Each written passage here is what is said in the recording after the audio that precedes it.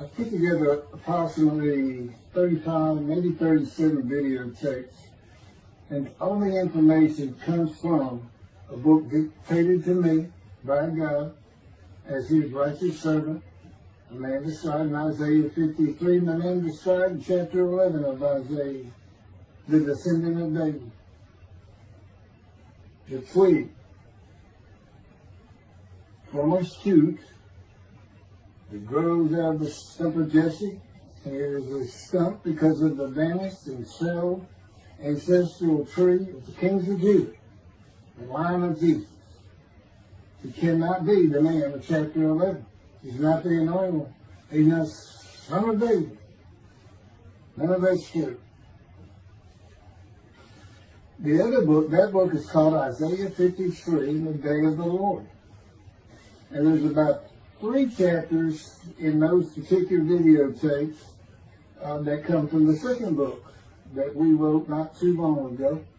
He dictated to me the story of my life. It's to show you how I fit the verses of Isaiah 53 with regard primarily to suffering, familiar with disease.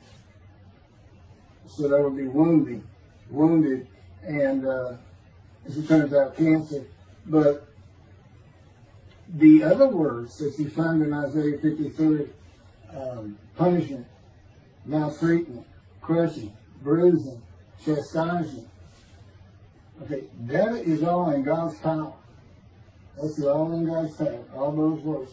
But the books are unpublished, shunned and despised, accounted and afflicted by God, plagued. Nobody understands it. This is so different than the Judaism the Jewish people have been taught. This Messianic era that will never occur. And we know it's not going to occur now once you believe who I am and how you cannot. After the mountain of evidence I have presented that is in those books, just as Moses today would have to say, well, look, I wrote Leviticus. You think I just came up with that? You think I just came up with all this information? That I know how God speaks through an angel and who that angel is? Moses walks by a burning bush that's not consumed. The angel of the Lord's in the bush and God speaks. I'm the one who explained that to you. I shouldn't have to go any further than that. The God says the rabbis, the shepherds, they never listen to my prophet. They think they know everything. Well, I'm going to keep telling that they don't. This is primarily for the people who listen to them and not them. I don't expect them to ever respond. Because by responding, they have to say they've been wrong. Or that's just not what we believe. And so they won't change. The bottom line is they make money on it. That's the bottom line. God had me watch a video of Toby Singer just for this one purpose I'm about to tell you. He said, watch him raise his hand. He raises his hand to do his hair or rub his nose or something, and it's this big, fat gold watch. And that's just how you know this is the God of old. He said, look at that. Look at that.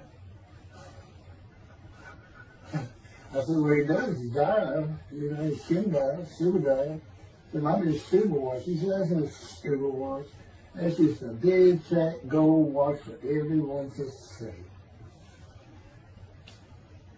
And he makes his money on Isaiah 53. The guy said, at least that's how he really got going. I don't know. I know he has a radio show. But remember, I'm in the fire refinement. Everything God does with me is to draw emotions, because I'm going to be emotionless once I get to Israel, for the most part. He'll let me feel what he wants me to feel. But nobody can get under my skin. You can't bother me. Even if I seem like I'm mad, it doesn't carry over to my insides. And I don't think about it any more than while I'm, as they would say today, on a rant, getting on somebody. But I bring his reckoning. I laugh. I tell him, you know what I am, don't you, guys? He said, I know you're a lot, man. I said, no, I'm the reckoning. And I am the reckoning. That's what I am.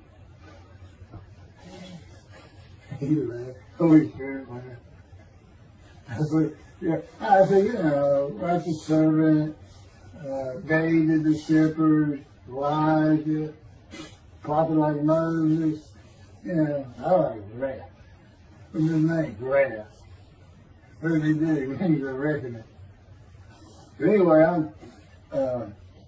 I'm going to go through these early years of mine before God spoke to me. It's chapters 1 through 6. Chapter 7 is God speaks to an atheist, and I've already videotaped that. Walking with God and something on visions and visuals. So the first chapter, this is what he told me right down, birth and tragedy. I was born in Bryan College Station, Texas on February. This shit's in from the Holy Spirit, yes. I could get asked me before, so, yes. Oh, this is only for the people who come to believe me. I don't expect anybody who's been viewing these materials and, you know, nobody's really subscribing, a handful, to be believed. Again, I can't imagine. I don't know what you people want. I don't know who you think's going to come to do something different. How you going to know who David is? I mean, according to Judaism, there is no description of him. How you going to know who he is? All this being presented, and I know Jewish people have seen it, only 60% of the views are coming from the United States. Now, I don't know if that means 40% is coming from Israel. Probably not. You got Canada, that's be a big follower on my WordPress site, and really just all the countries of the world at one time or another have looked at some of this information as I wrote my blog, and the blogs became chapters. But I'm assuming some Jews have heard of what some man is saying he is Moshiach, and they're watching. Well, this is for those who come to believe. The people who want to be the witnesses, the men made righteous. By my knowledge, there are things I can tell you that God would have me say to you. So, you know, this might be bored to tears with others, but it does show suffering, pain, and emotional pain, my background, and just who I am. Not just some kook out here. You know, people say, well, you're hearing voices. Listen, as a lawyer, I don't even do criminal law. I've seen some of these people who hear voices. I promise you. You know that's a person who should be hearing voices when you just see them and watch them for a couple of minutes. That's not me. Excuse me. Okay, I was born in Bryan College Station, Texas on February 21st, 1957. And that's interesting because that's the year the first satellite went up. Russia sent up Sputnik, which was really 3 different satellites, and all together they were called Sputnik.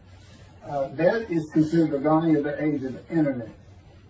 Now, I've asked God, how did you select me? How did I be blessed with this and learning all these things with this crazy life that I've had? And but he won't answer me. He's John Pope, the Pope guy, he's not going to talk. He's not going to change his version or anything. Or me getting an impression that he is. And so I tried to come up with it on my own, and that is where I saw it. I said, because I know how important the internet is to you. It's the only way to get things worldwide in. And all the teachings that have come through it. I didn't know, you know, I'm 63. I'm not like the young people who can just text messages without looking at them and all that. But he's taught me everything. He taught me how to set up Facebook, Twitter, you name it. He was just saying, go to your computer, do this, do that. You know, commanded it and directed to become very good at the computer and, of course, word processing. You know, I'm a regular secretary, except I still henpeck with one finger. I used to. But God says that to show you, I had perfect use of this disfigured right arm. It just doesn't have muscle in it, and my shoulder show you. Anyway, I was born in Bryan College, and that's where Texas A&M University is. And my dad was attending Texas A&M when I was born. I graduated from there 22 years later, which is a story in and of itself. So I was born premature in the 7th month of my mom's pregnancy. I was born in February, and there were many complications. My parents were told I would not make it through the night, and they should just take me home. Mind you, this is 63 years ago. The biggest problem was that my insides had not fully formed, and it was impossible for me to take milk. Mammy, my great-grandmother, told my parents, boil rice. Feed him the rice water. It's got all kinds of nutrients and minerals in it. Dad says he threw out a mountain of rice those first few months. And it would not be my last encounter with death. So my dad graduated, and we moved to Metairie, Louisiana. And his first job is an oil and gas geologist. He looks for oil and tries to sell deals to people who can raise money to drill. He gets money up front, the percentage of production once they get their money back. That's what he's done his whole life. And I became, as a lawyer, I became board certified specialist in oil, gas, and mineral law because I had found it so interesting. As a young boy, I became interested. But he rarely had time for it.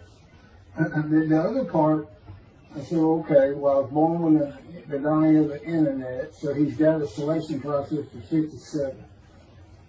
And I come from a dysfunctional family. Lots of drinkers, lots of fighters. And on my mom, her grandpa committed suicide. It's tragedy. Earthly tragedy. In the Great Depression, he lost everything. He owned land in what is now downtown Dallas. But then when she was about 4 or 5, her mother went down to the market square in Crockett, Texas, small East Texas town. Everybody has their courthouse in the center of town, and there's streets on either side with stores. She went to the hardware store and purchased rat poison. She hadn't gotten hardly out the door when she opened it and took it herself. Died right there on Main Street in the middle of the day in a little small town. I don't know how long that would have been. My mom's 85 or 6. She was 4 or 5, almost 80 years ago. So I'm sure it was quite an event. And her dad took her and her sister's about 2 years older, to Metairie, and not Metairie, to someplace in Louisiana. But could have been Baton Rouge. And her father became an elevator operator. And you can still find this in Houston when I was at law school. I went to law school downtown Houston, but South Texas College of Law. And at the courthouse, they would have somebody sitting in there on a little stool and with a lever and take you up or down, take everybody up or down. With all the lawyers coming in for the court cases, it was packed. I'm sure they've done away with it by now. But that's what he did. And they found him one day or night. He had taken out a pistol, he shot himself in the head and killed himself. So now she had suicides on both sides of the family. And her father's brother took the 2 girls in. He actually adopted them. And she was about 10 or so, I believe. She's with him at some shack in East Texas. And, there's not any fun in this place. And he took a shotgun. And I'm sure he'd been drinking there all known for it. And blew his head off right in front of her. I mean, that's all the circumstances I know about. It doesn't sound like a good scene at all. But it scarred her for life. Okay, we've been taking care of her from the get-go. My father amazes me to no end. What he has done to care for her. See, they knew that was his sweetheart. Eventually, now at 10 years old. That's who he married. And they're both from Crockett, Texas. Small town people. I still take care of them. They've taken care of me for 10 years. Got to me from society. He made me quit law. terminate my law license in Hawaii and Texas, and put me into poverty. I've been in poverty for 13 years. Until I just now filed for Social Security early. But I give them more than 90% of it to make up for everything they've given me for 10 years, 13 years. While I'm in God's fire of refinement, learning everything I need to know. And I have learned most. There ain't any question.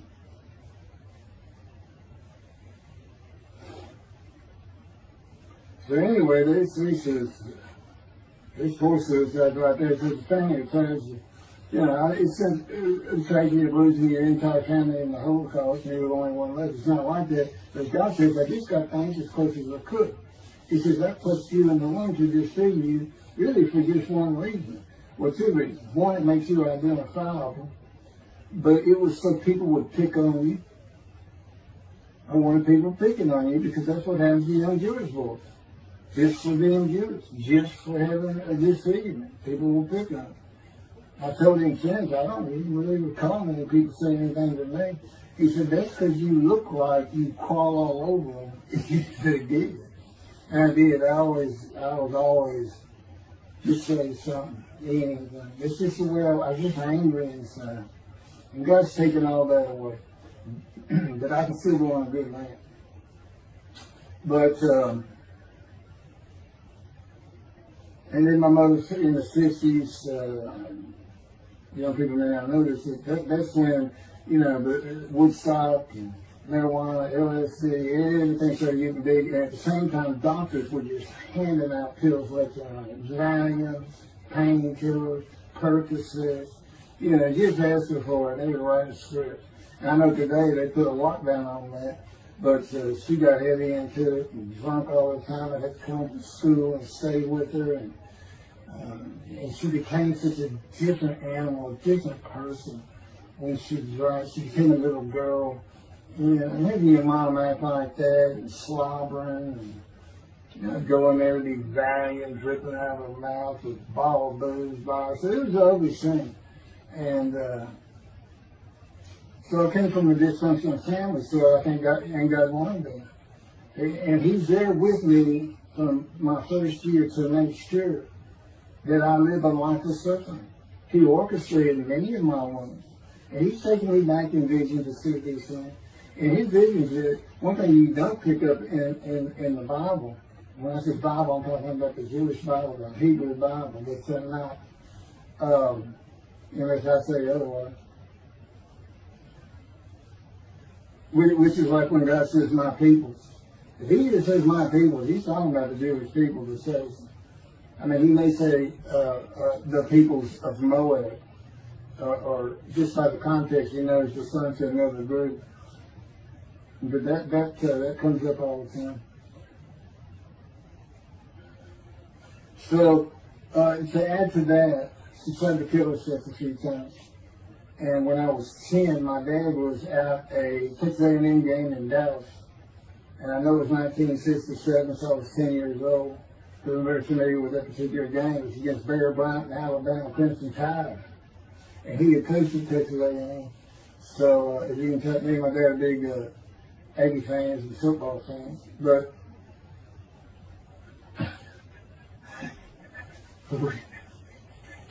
I had been sure we were able to see those games in Israel. Somehow my coach shaked him. He said, we'll get it. That's what he said. We'll get it. He's so funny. I don't know where my sister and brother were, but I heard some noise and I went down about 1 or 2 in the morning, and our stairs curved, and there was a little bay window cut out, and I looked down out into the living room, and she's wearing newspapers on. And just sat there watching. Didn't know what to do. And she got down that paper and took out a butcher knife. I razor blade, a butcher knife, and opened her wrist up. And this happened again years later when I was in high school. She opened her elbow up, and that was god awful. I don't know. But before she bled out, my dad opened that door. I sometimes think she knew he was going to be there soon, would probably save her. But it didn't look good, and I hated myself for not doing something. Maybe that's why I was so angry. Anyway, because I didn't do anything, I just sat there. I couldn't move. I don't know. I don't even know what I was really thinking, really. But I tell you what it is. It told me how much her uncle blowing his head off must have done to her. That must have really hit you. I had nightmares my whole life, but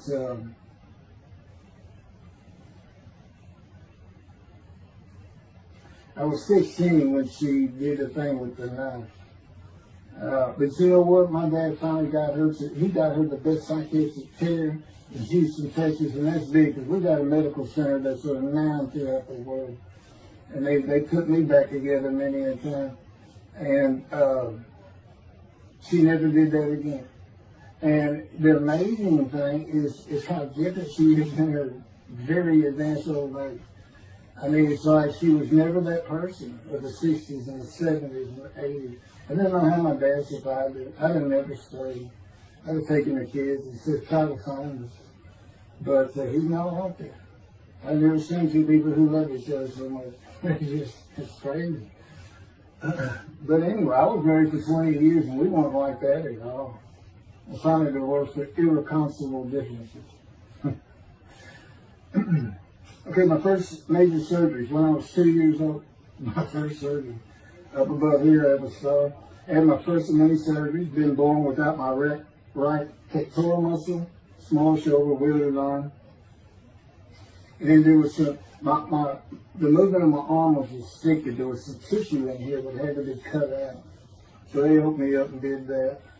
I was born right-handed, but I do everything left-handed, except for light things. Like I shoot a basketball right-handed. I throw a ball right-handed. Darts, things like that. But bowling, I'm left-handed. You know, anything heavy. And I was quite average. If I had two good arms, I'd have probably been on scholarship. I was already offered a partial scholarship at a small school for track, even with this bad arm. But I just didn't have the fast start. You got to have two strong arms just pushing out in front of you. But I was some kind of quick and fast. So, we moved back to Houston to a place called West University, a suburb. And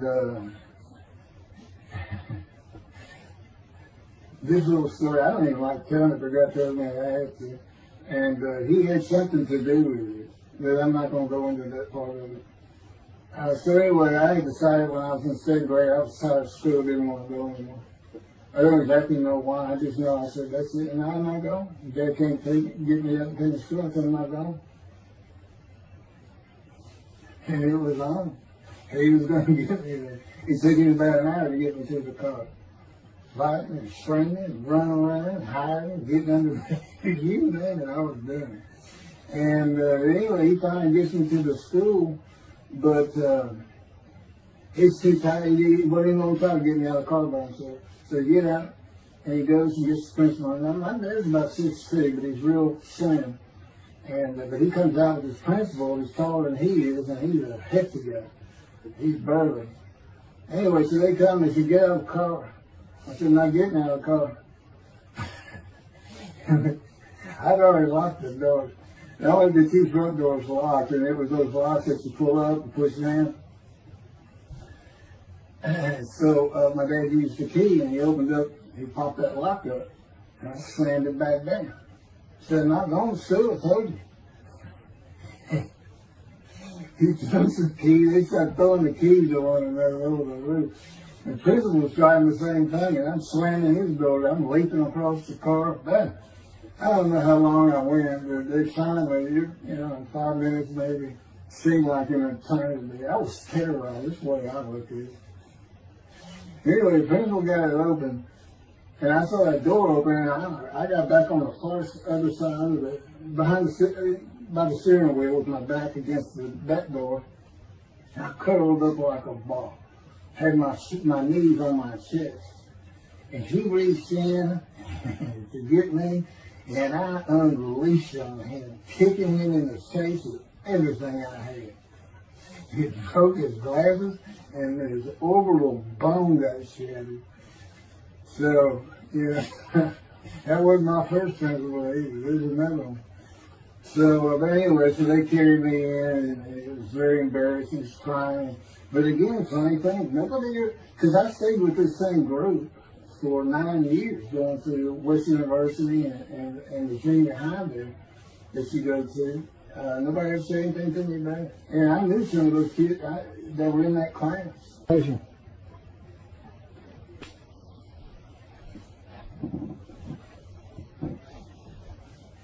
My camera only goes for half an hour.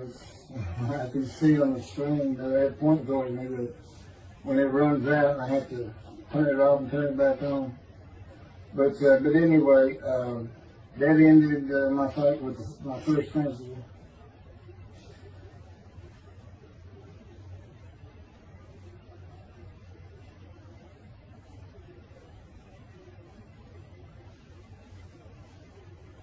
Now here it is right here. I had to put these together. In the 10th grade, the principal of the school told me to cut my hair. You know, I had long, blonde, wavy hair, well past my shoulder. Again, this is, I graduated high school in 76, and this is in junior high, so it's in the early 70s, but it felt like the 60s still.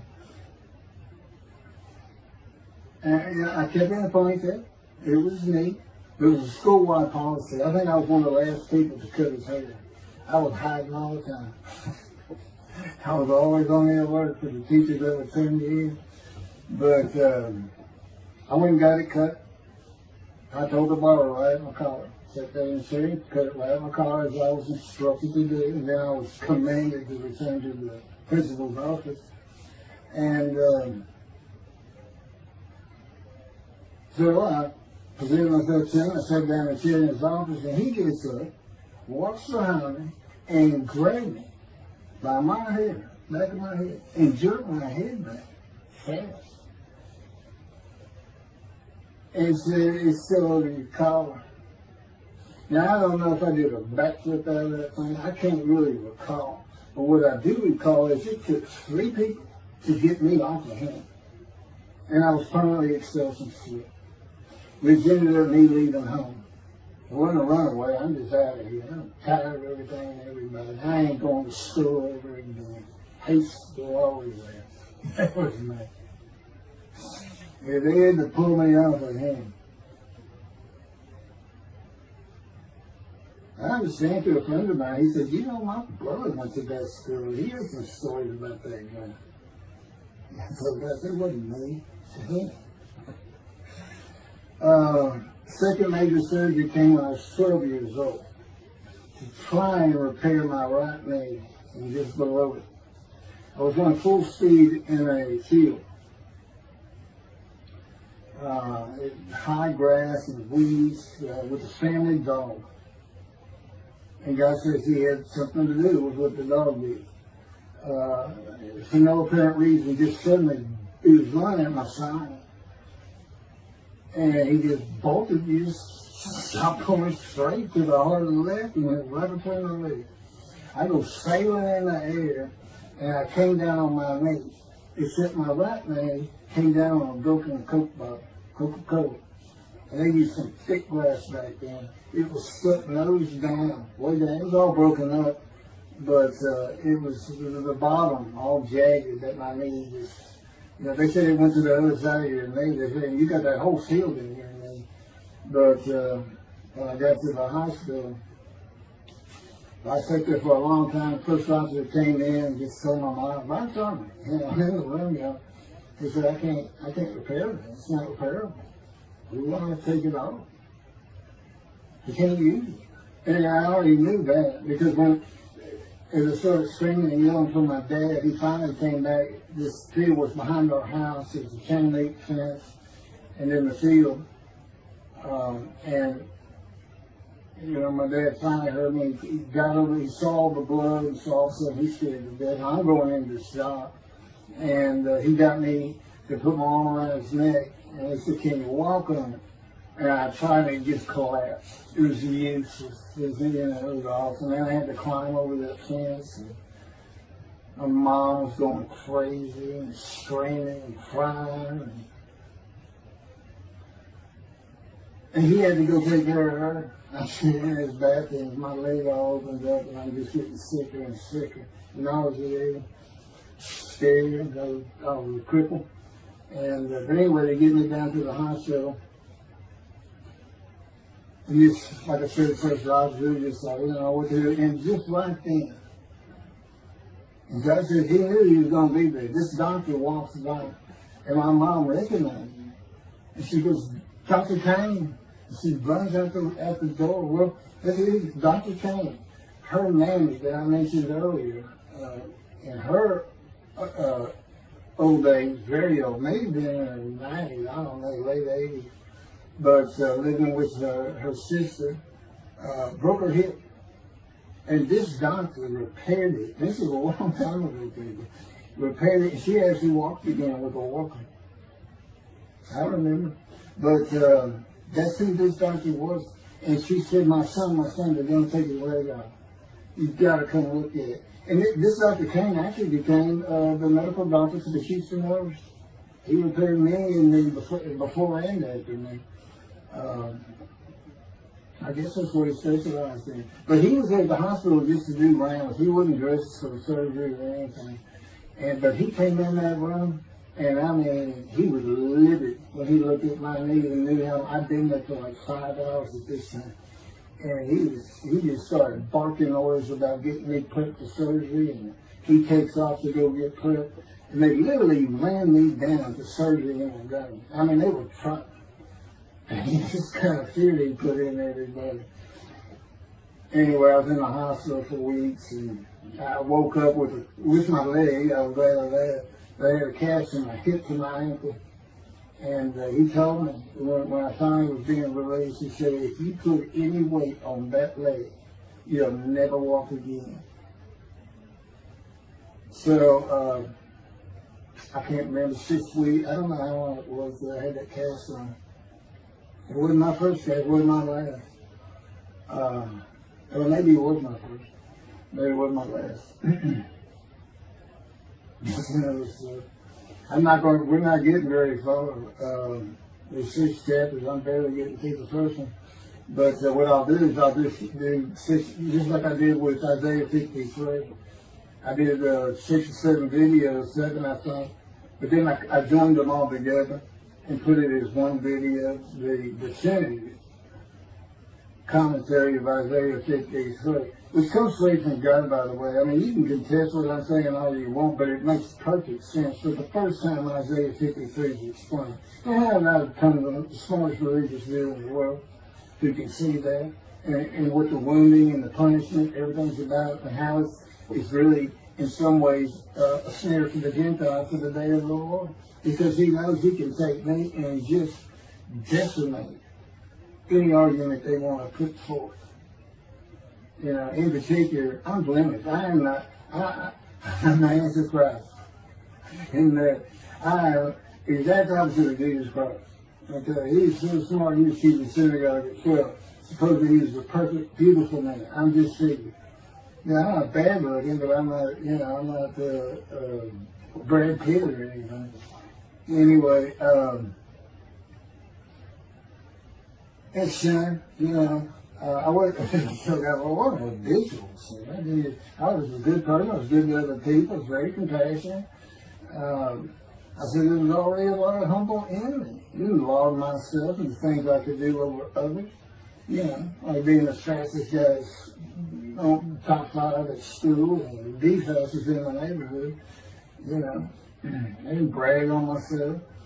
But as he took me back through my life and informed me when things were sin, it just seems like I touched on all of it.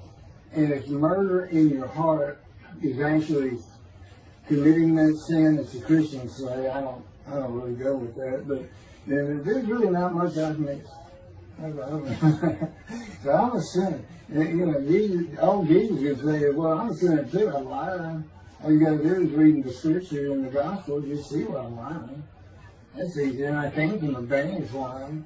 I thought I was the man of Isaiah 53. I thought I was going to be exposed to death, but given long life. He's what he would tell you if he was here. He said, well, you know what happened? They crucified me. And on the cross, I realized I'm not that man. This isn't exposure to death. This was like a sure thing. Father, Father, Father, why are you forsaken me? That's Jesus Christ saying, I'm not the man of Isaiah 53, and I just figured it out. That's what that means. Has God gone down? You sure you didn't have that written? Why on earth would they write that down? They forget about it. They just thinking it. So that's what it's about, Christians. They got their way. They can explain that being counted a sinner means he got crucified with the sinner beside him being crucified on each side, left and right. So there's three of them, so he's counted a sinner. Okay. You know, it's supposed to be the scripture. Don't be able to find a person to this. You might tell Judaism the same thing. You know, this is to find somebody. It's not the people of Israel. They're all kinds of people. Now, we're looking for a guy so God can have a Moses. Why? We have a new covenant. Why? It's the day of the Lord. Why? Jeremiah says so. That's why. It's so easy. The lamb blooms again. Okay, and he's coming to covenant with the temple. So the lamb blooms again at a time when there's no temple. Jerusalem's going to be rebuilt. It's a metropolitan today. It's no Jerusalem of antiquity. An old city might be too big. And I'll make a new covenant with you. I won't forgive all your sins and remember them no more. That will cause Torah to be written on your heart. It's a metaphor. When did he do this before? Oh, that's right. The Syrian Babylon exiles. Isaiah was right before. God said, I forgive your sins, remember them no more. They became a holy city. What did they do? They built the second. What are we missing? The third temple. This is so easy. So it is the day of the Lord. There's any question of that. I'm just telling you it started with the Russians. Russians. And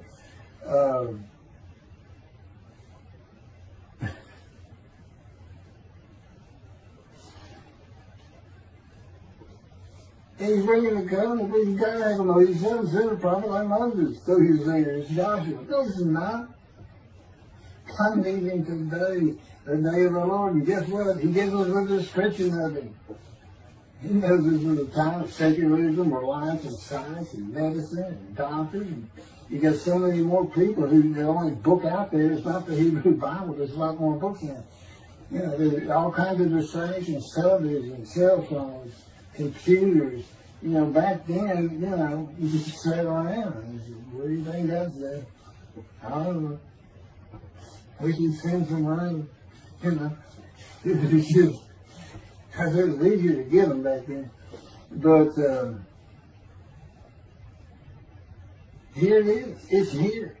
And God said, you see why I put Shunner and the Spies in there? Because for a while I said, God, you know, this is before we really got the books done and everything. I said, I'm just sitting in a room. I can't really tell anybody Shunner and the Spies in that. You're counting and playing the freaking. But God, and everything else, he said, well, how you feel now? That we've been putting all this on the internet, guys, that just Shunner and the Spies. Yeah. I can say, there's no question this ain't gotten back to those two. I said, you keep a tag on them like this, and I'll be certainly sure, just in case I'm wrong. But, because he won't actually tell me, he won't tell me anything, this is a rule of thumb, he won't tell me anything that I cannot find out or become knowledgeable on or informed on of my own. Which means about nothing, because we're in a room all the time. The adjunct of the Holy of Holies is what I call it. I'm like the priest who could go. The only person who could go into the Holy of Holies was the high priest. And that's what I'm like. As a matter of fact, God had me write down, just as he had David write down, a new Psalm 151, where God said, it's on video, where God is speaking.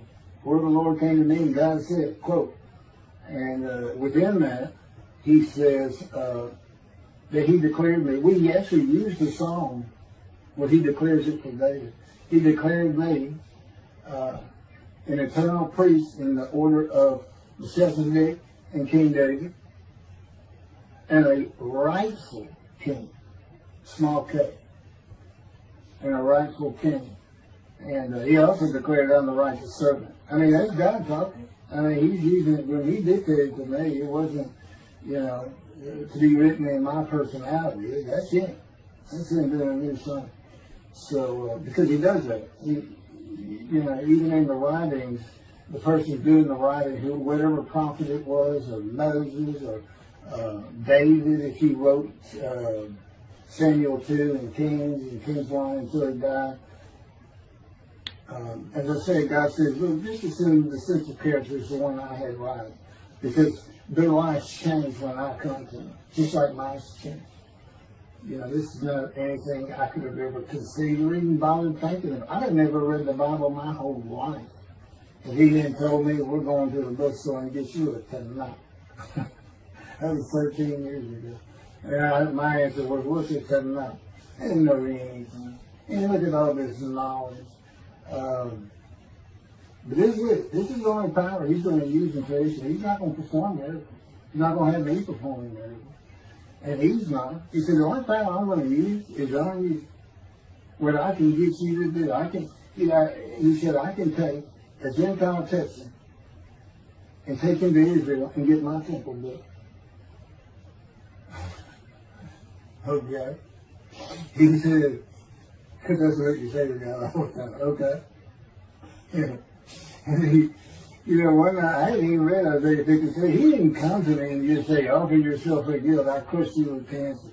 It was me that did. That's not, I wouldn't have known what he was talking about. We finally get to Isaiah a couple of years later. He said, keep reading Isaiah 53. Is that okay? And so I read it. I said, okay, finish it. He said, who do you think that is? I said, I have no idea. I can barely read it. I didn't know what it was saying. I said, I think these two verses ought to be up here. I said, you sure nobody messed with this thing? He said, nobody messed with it. He said, this thing I got Isaiah right. He said, that's you. I said, oh, okay. I couldn't have good luck convincing anybody. I can't even tell what he's saying. He said, before we can get done with it, he's right. I've been over that thing so many times. From my original version of Isaiah 53 that he dictated, or told me how to put together, but every sentence, every word is, we changed it up and added things. I've learned things. Like I didn't know about the chest of devotion. I didn't know why the angel was leaving early in Malachi 3, but I do now. And all that would cause an amendment to my midrash in Isaiah 53. And, the book has me, these are all videotapes out, me and Rashi. Rashi, the first one to come up with this is Israel. And, I look at his answers and I just shake my head sometimes. You should see his answer in Malachi 3 to the angel of the covenant that you desire. There's only a covenant of friendship and a covenant of Jeremiah. And this is his answer. It's midrash, so he just takes a section of the angel is on the way. And it just says the angel of the covenant. And his commentary is the angel that avenges the revenge of the covenant. I said, what does that mean? What are you talking about? And I said, I was being funny. He said, I don't know. I said, you do know. I said, well, I'm not telling you. So, God likes to feel as though he's laughing. He doesn't actually laugh. He sends me a perception every day. Or he uses me to laugh. I've mentioned that in a video. Because he can't. He controls my words. I learned that in walking with you. Just one day, I'm talking out loud as we go. I'm discussing man and divine beings as though I had a sermon I was giving or a speech to somebody or a seminar. And I'm rolling, and I can tell he is really making this thing rock. He's taking it from here to here to here. And we're going. And I'm going. And all of a sudden, I use a word or a couple words that I simply don't use. And they're not what my mind was even thinking of. They just came out. And I just stopped. I said, did you do that? I didn't even say, hey, did you just make me say these things? Because I knew he did. I said, did you do that? He said, I did. I said, as long as he did it, I did. I said, okay. Anyway, that's where it all started. Now I know. Okay, he'll do that. That's the Holy Spirit. Using me. He doesn't sound like that. But he'll use words like that. So he's getting bored. They like to cut. Let me just say this. This is probably got you don't know. It's not all the time. It's some of the times we do tend to get kind of silly in here. But, you know, they do things after a while. I'm like, you know, I feel like a kindergarten teacher. And I got two of those kids that you just shake your head at. You say, this is a handful. These two, nothing but trouble. Always throwing around, looking for a laugh. And the Spirit's always working in heaven. There's God's laugh, as it were. Again, He doesn't actually laugh. It's a perception that's His emotion. If God has any emotions left, because worrying about other people's pain is not one of them. He made that clear to me. I don't care about your pain. And just saying it makes you mad. It's His head drawn in. And He do so many times over and over. He says it's easy because now it irritates the fire out of it. He just started. I said, how do y'all keep doing this? And one day I told him, I said, I got it. Which means it actually came from them. I got it. You never grew up. You never got sent to your room. You never had to climb that mountain to achieve something. Put yourself out there, man. Nobody's ever hoped you. He said, I said, that's what it is. You never grew up. That's what it is. Yeah, I'm dealing with the child guy. That's what I'm doing. Having an argument. I think he came down as mean, very serious and mature guy. And I didn't bring that argument up anymore. But that's how it gets with me sometimes. It's an incredible lot. For me, I'm not going to get to him. I get to him at the end. I'm getting close to when I got shot. I thought that was a new chapter. Oh, it's not. Well, I'm going to pick, this is getting long. Anything over half an hour, we try to stop. Yeah, my Isaiah 53, 5 hours. But, yeah, I should watch it all at one time, of course. He doesn't hardly let me watch it. Yeah, I don't even watch them before they get posted. He said, no, you watch it later, because it comes on the TV that he got me. And I didn't know at the time it was going to be, that he was serious about doing videos, and I certainly didn't know about making it a backdrop. He decides everything. Yeah, he tells me when I eat, when he gets up. I don't sleep probably at all 2 or 3 hours a night, and sometimes less, and take a half hour nap sometimes. But I found out I feel fresh. Yeah, I don't need no sleep. He said, you're not really doing anything. Why do you need a lot of sleep? And see, that used to make me mad. Now it is later. Thank you very much for listening. I'll pick this back up on another video, and eventually I'll put these first 6 chapters, just like I did Isaiah 53, because it's a book that he dictated to me. I can't get it published. I'm going to put it on YouTube. That's why I'm reading it. And as I said, if you don't want to listen to it, don't listen to it. But the information that's in these books and in those videos is, that's not proof. And quite frankly, God said that that's not enough for them, or that's just too bad. Utter destruction is what they end up getting. They better learn how to listen to proper. See, it's no different than the people back then. They'll say, well, why didn't they listen to Isaiah? Why didn't they listen to Ezekiel? Why didn't they? They laughed at Ezekiel. That's what Rashi said in his commentary. I didn't know it was laughing at him, but just ignored him. Yeah, everybody thinks they know it. But in any event, I do know there's one chapter we haven't put in there, and that is recognizing a prophet in time. It says Moses vouched for Joshua, so he didn't have to be tested. And the problem with all that is, and I think why God hadn't had to put it on video, is that they're looking for a seer, somebody who can see the future. You see, that's antiquity. And that's not what you're looking for today. This wasn't a seer.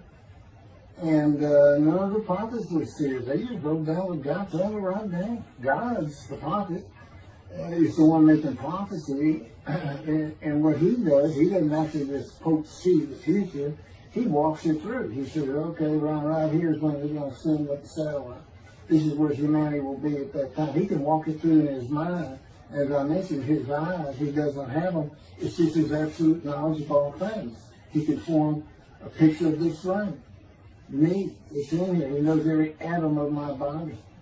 And it's like he does a vision for himself, a visualization. That's what I call when he puts pictures in my mind. And he puts it into the spirit's mind. And they're both within me. You know, the big cloud that just came down.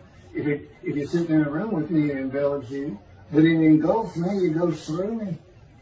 My little spirit cloud becomes part of the big cloud. That's like God is in his spirit. Here's the elements of spirit, here's the elements of God's presence. There's 9. 2 clouds, they just come together, they can be together. Okay, God's still one. He created the other cloud. And then in this room, filled with them, my little spirit is like a little cloud that just came in, part of it. That's who I am. That's the man of divine being. Okay? No, it's like nobody's really expecting it. Well, maybe it's because you didn't know these things. And now I get to see them. Son means I'm not looking at that. It's like a coop. We by faith, by the fundamental principles of Bam. Yeah. The talent, from his diagnosis of the talent. Once you do your own, once you throw the talent out and learn some new stuff, once you get out of antiquity, every religion has an end times like that. Every religion ends up with utopia for its people. Everybody. Well, don't be like everybody. You're the Jews. Go ahead, let's get practical. Let's have God in our midst again, in a man like he was in Moses. Let's point at him and tell the Christians that is the man of Isaiah 53. Here's what it's about. God said he's coming back. He told us, we're not waiting on him like you. And he said when he was coming back, he false prophesied 5 times. He wasn't coming back. He wasn't who he thought he was. He told us on the cross. I'm not the man of Isaiah 53. He tells us. Well, that's what we do. Well, what did you say? I'm about to die. What do you think he's talking? What do you think he's thinking about? And that's supposed to die. He thinks he's the man of Isaiah 53. So do they. It's mind-boggling because I'm the man. And there's nothing about me that says Jesus Christ. Nothing. You see him, he cussed up. I cussed him trying to die. I'm dead for death 1,000 times. He said, it's not dead 1,000 times. I said, it's been hundreds. He said, well, that's true. You have cursed me more than any man in the history of mankind. And he said, and you did it face to face. And I said, you should have made me so mad. He laughed, y'all. He laughed. When I'm cussing him, he did make somebody, and they, oh, you're kidding, that's right. He gave me his perspective. This is what I did. It's a key. Imagine you created ants. And ants are living beings. In other words, they can think and they have emotion. Okay, you get a great big ant farm over here in the room. Okay, you decide you're going to get one ant to get all the other ants to do stuff. But you got to get him ready. And you get him ready the way I'm getting you ready. Now, he's magic. Right? How big he is? Yeah. He's now, magic. I'm always laying in the bed. I got a big table. I got a microwave on. I put my computer on. I got a big fan I like to have on. And he said, look over that table. Now imagine that ant got loose. And he is pulled up. And he is standing on the corner of that table. And he is giving you the what for in ant language. I mean, he's going. And he turned around and shaking his butt at you. And he's cussing. And all this. And all you got to do is go bump. And he's gone. And it is, and that's how you know, that's what it does to him with me. You know, the spirit riled me up. I call him the troublemaker, troubler. He's so funny. But God's so humorous. There's a difference in their humor. Okay, I'm told that does wrap it up. I'm gonna pick up a gunshot. I guess it was fortunate accident to my knee. You know, they ended up opening me up and swinging my breast and my pelvic bone, and now it's been 3 times.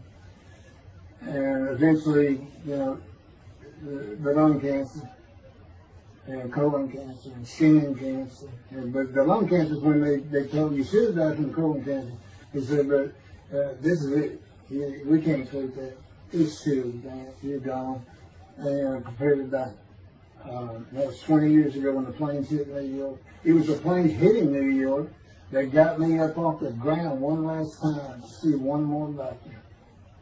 The life of God's righteous servant of Isaiah 53, chapter 3, gunshot.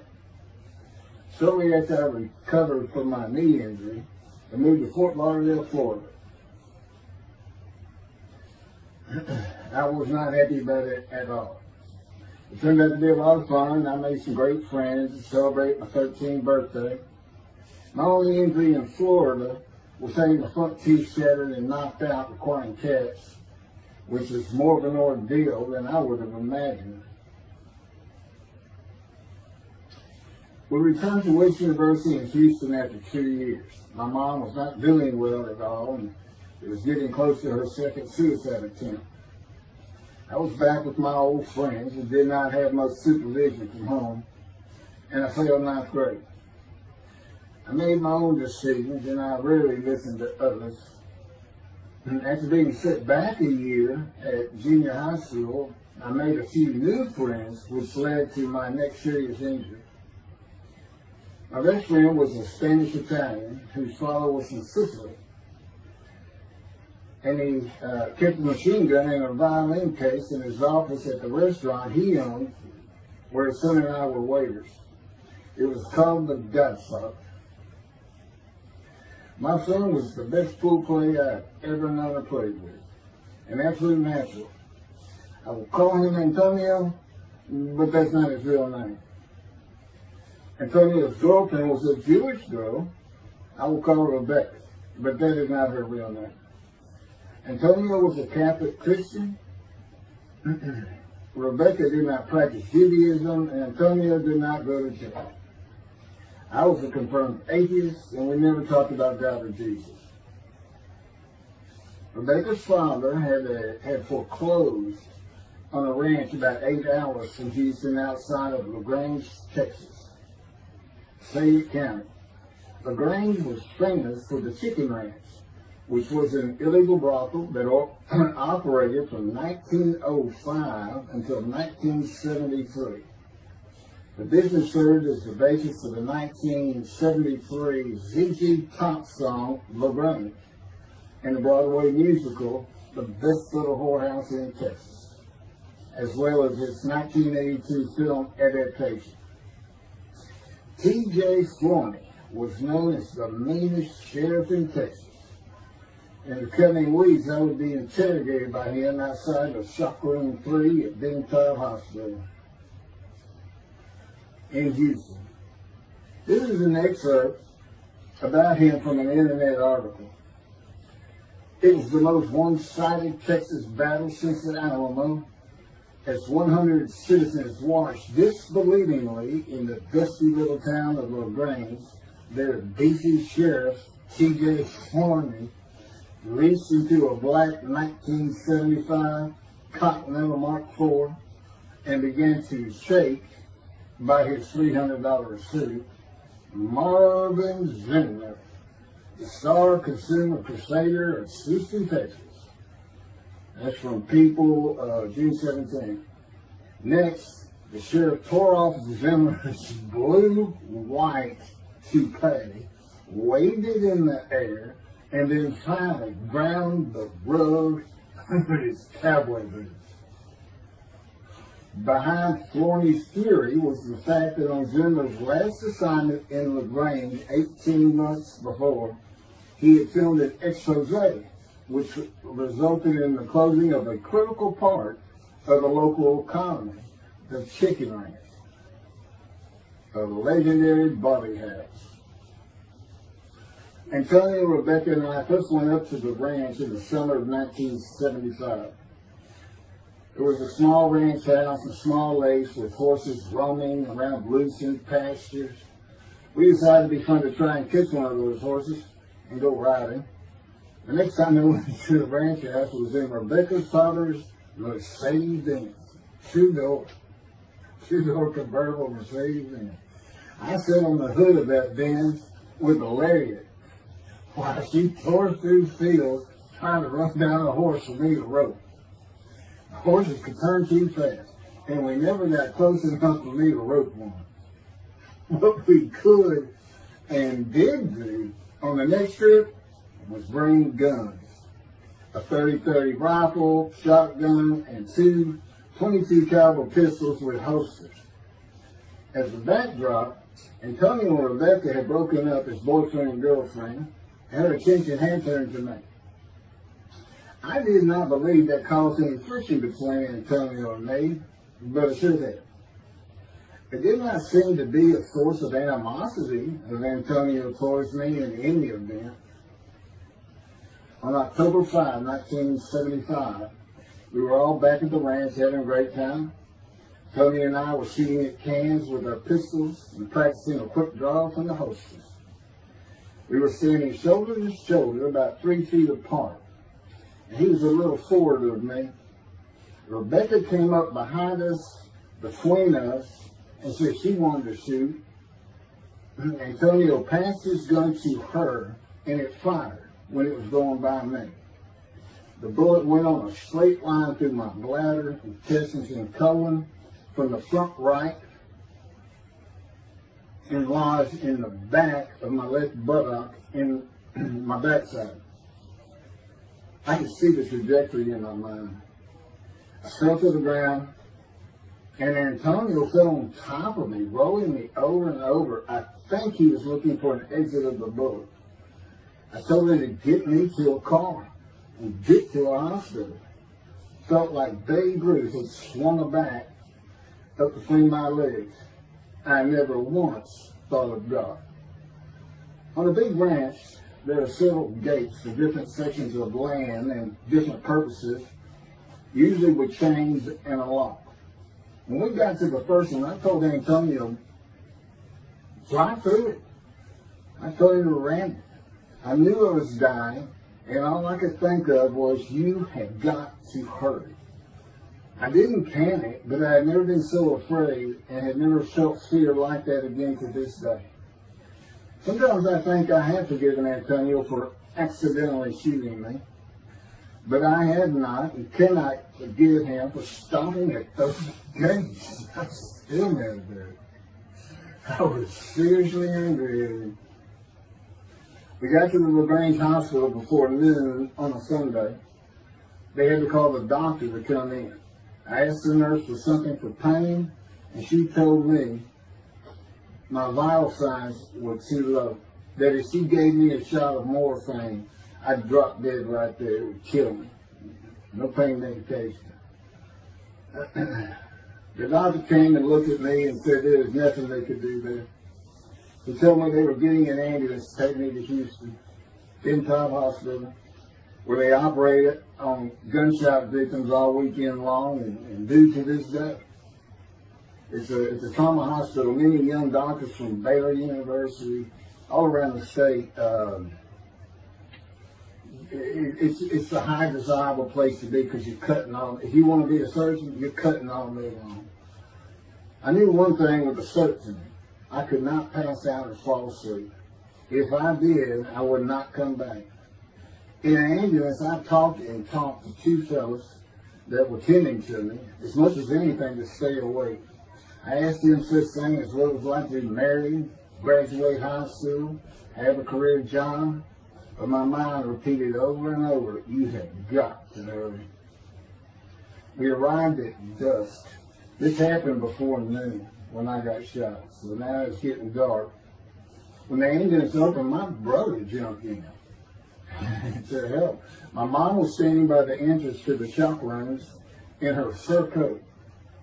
She later told me that since Denton was a public hospital, it might help if they thought we had money. I didn't see my dad, but my sister told me later, the whole way to the hospital, all he could say was, to God, please don't take my boy from me. I stayed awake for some 6 to 8 hours in awful pain. They took me to shop room 3, and it was filled with people giving orders and very loud. On the table, the nurse told me she had to put her finger in my bottom, which embarrassed me. And I raised up like a sit-up and saw nothing but blood rushing from my bottom onto the table. You have to hurry is all I could say. They finished prepping me for surgery and enrolled me to a hall in a line of others awaiting surgery. And someone was saying my name, and I opened in to see T.J. Forney, Sheriff of LaGrange. He wanted to know if I'd been shot intentionally, what we were doing at that ranch, did we have permission to be there, and et cetera, et cetera. I told him I thought it was an accident, and to leave me alone. I never saw him again. I didn't have to wait long. The orderlies bypassed everyone in front of me and took me to surgery. I awoke in a large room with about 10 beds on my side of the room and 10 beds on the other, with other patients, and I could hear moaning and crying here and there. It took a few moments to remember what had happened and why I was in there. I fell back asleep, and when I awoke, my dad was telling me he would have me out of there into a private hospital as soon as possible. It was the next day when they transferred me to the Methodist Hospital and Medical Center, where they had operated on my knee, and I had spent weeks there. I had a hose with a bag coming from my bladder and a colostomy, an opening called the stoma, which is your intestine on the outside of your abdomen, with a bag over it to go into the bathroom. I was out of danger from dying, but still very weak, and I needed to gain some weight. The track team was already getting together, running distance and cross-country workouts provided by the coach, preparing for track meets in the following school semester. I lived about a half mile from the hospital. The day I got home, I walked to look at the track. It did not seem possible I could get back in shape. I was afraid to cross the roads to the school. I could not even stop to get out of the way if a car came my way. My insides felt like jelly, and I had been warned that too much physical exertion in the first 10 days could cause a stomal hernia, and my intestines to start extending from my body. I was homeschooled for the rest of the semester by a private volunteer tutor, and passed classes I probably would have failed. The beauty of that gunshot was that it changed me. I was never going to graduate high school, having failed so many classes. So I set up night school classes for the next and my last semester of high school. I was 18, soon to be 19, and a senior.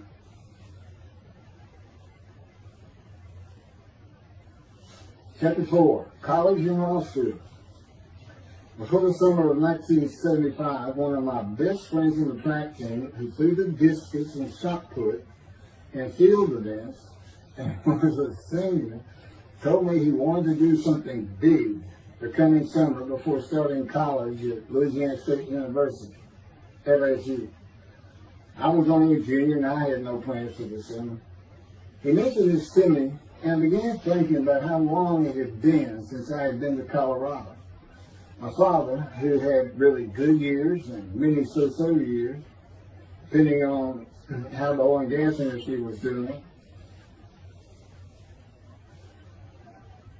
And when I was in junior high school, he had sold some prospects, had completed a few wells, and had purchased a condominium in Pagosa Springs near Durango, Colorado. My friend's name was Keith Miller, and I called him Miller.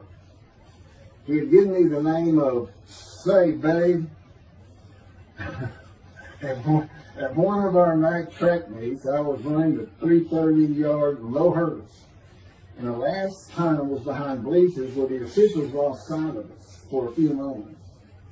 A runner 2 miles left veered out of his lane into mine and took my hurdle, and I had to slow down and go around it, yelling, "Hey man, that's my hurdle." I wasn't happy. I do not remember how Miller knew what I had yelled, but he was probably on the football field inside the track, working on shot putting dishes, watching me run and hurt me. I did not really know him very well at this time, other than he was a popular senior who knew everyone, in stark contrast to me. On the following Monday, I was walking down the halls between classes, and coming in the other direction was Miller, though I did not see him. Then as he was passing me, in a loud voice, loud enough for everyone in the entire hall to hear, I hear, "Say, babe, that's my hurt." Hence, say, babe.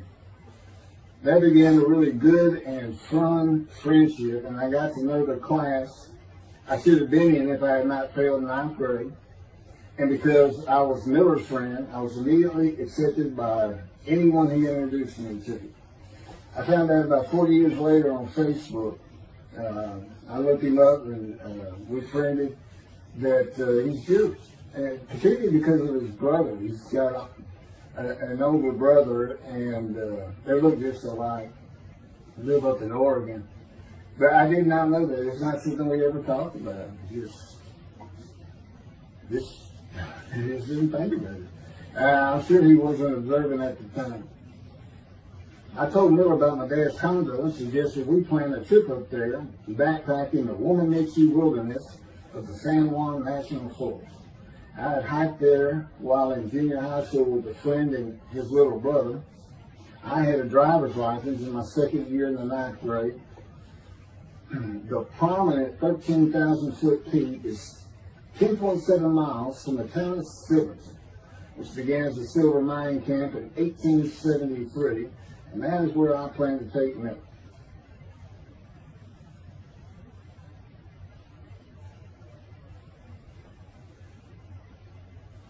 So Miller and I take off. We use his car. As I said, he was getting ready to graduate, and his dad bought him a Toyota.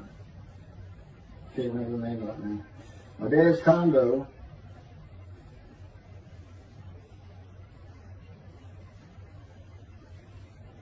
is about 60 miles from Durango, where a train depot is located that runs a train to the Womanichi Wilderness facilities.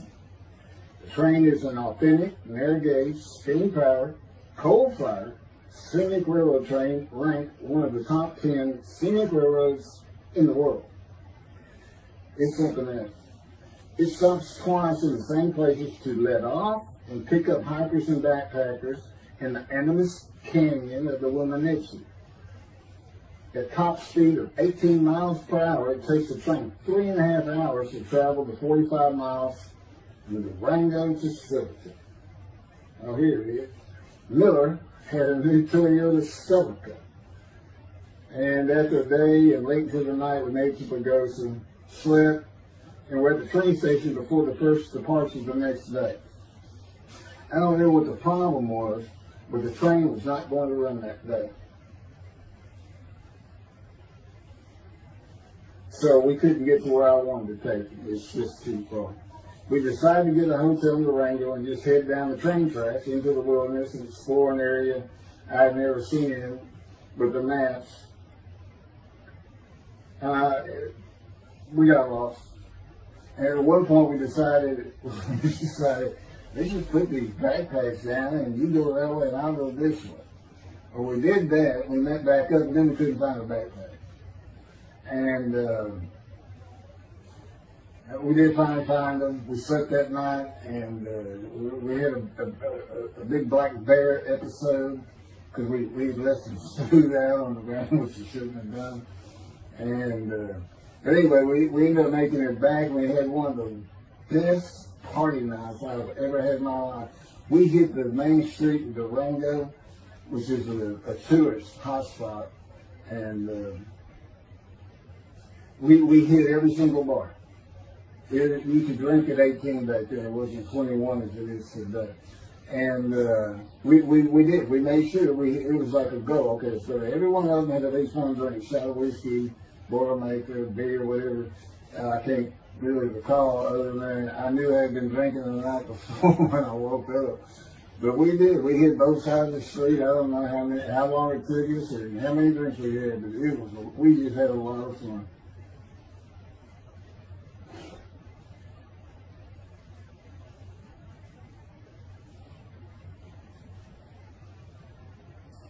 Okay, I'll be coming to chapter, well, I guess it's 4. I don't know.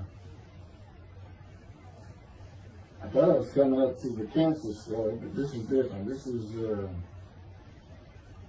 getting into alterations while it's true.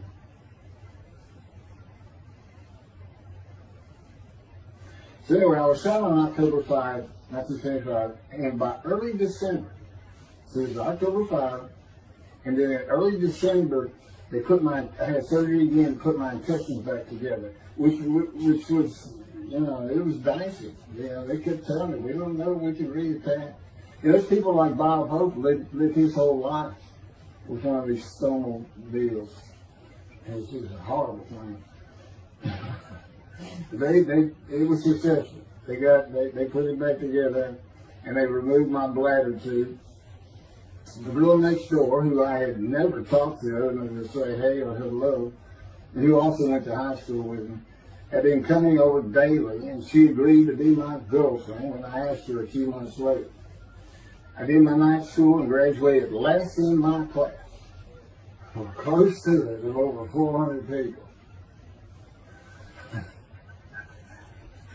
In late December, I began running with the track team. Now, I had surgery early December. I already got out there with them, which was difficult. Pulling 2 tires on the cinder track, there's a rope, 2 tires, and you put a harness around your waist. I had to put mine high up on my shoulder.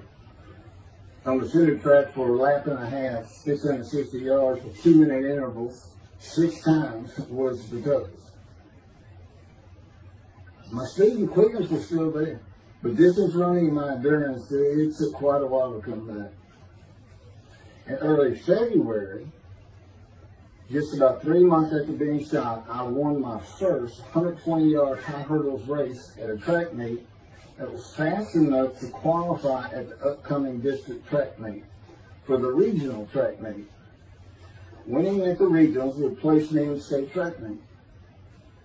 I was fast, but my disfigured right arm really held me back. Then my heart was broken, and I cried for the first time since I was a child, best I could remember.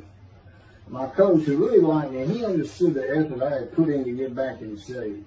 Called me to his office, and I knew something was wrong. He told me I could no longer be on the track team. I had too many semesters of school to be eligible according to the eligibility rules. It was because I had failed ninth grade.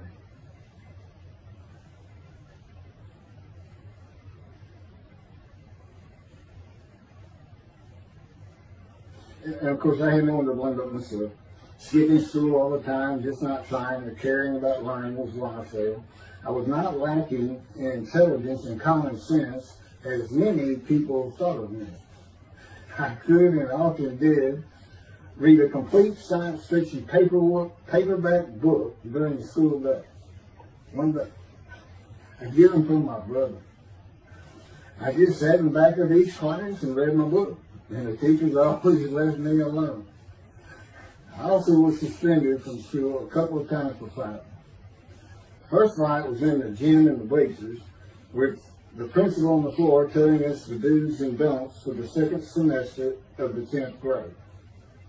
This is 2 years before I was shot.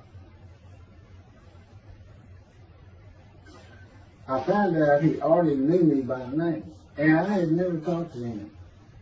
The second fight was with the same guy, but this time we took it across the street from the school. He had about 10 of his friends, and I, being pretty much a loner, I had none. They were African American, both sent to school from neighborhoods far away.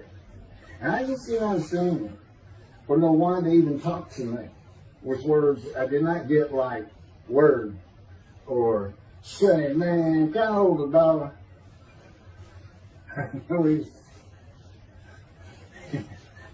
That is what started the fight in the bleachers.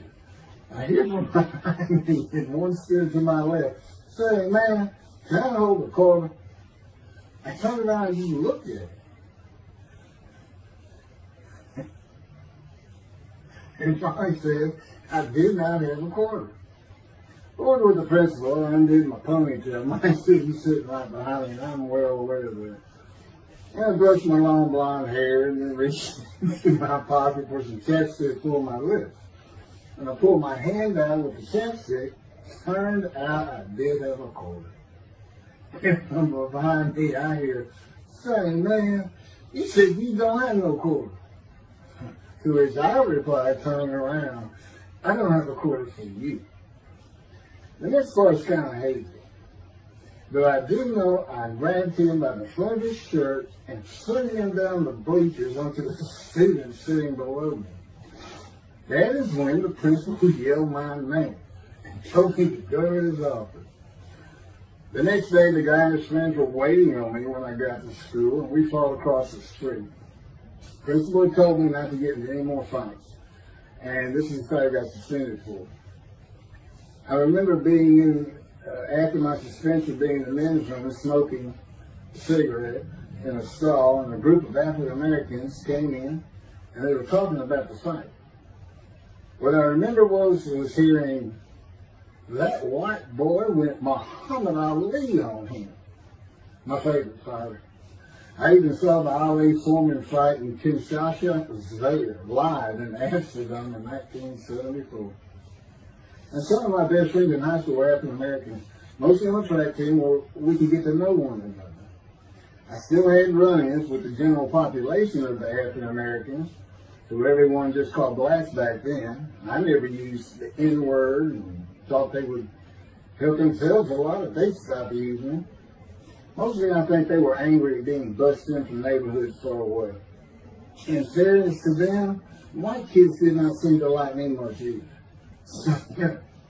I looked young, even for my young age, and with my long hair, about 6 to 8 inches past my collar, I looked kind of girlish, and many people said that to me. One day a friend of mine told me what it was to him. You never smile and seem to be very angry.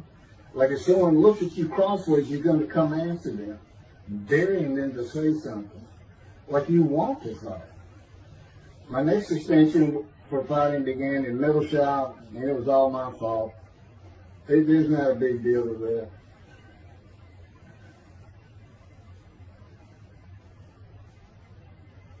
The last fight I was ever in came right before I was done shot at the ranch. The accident really changed me and the way I looked at life. I never got in another fight after I got shot.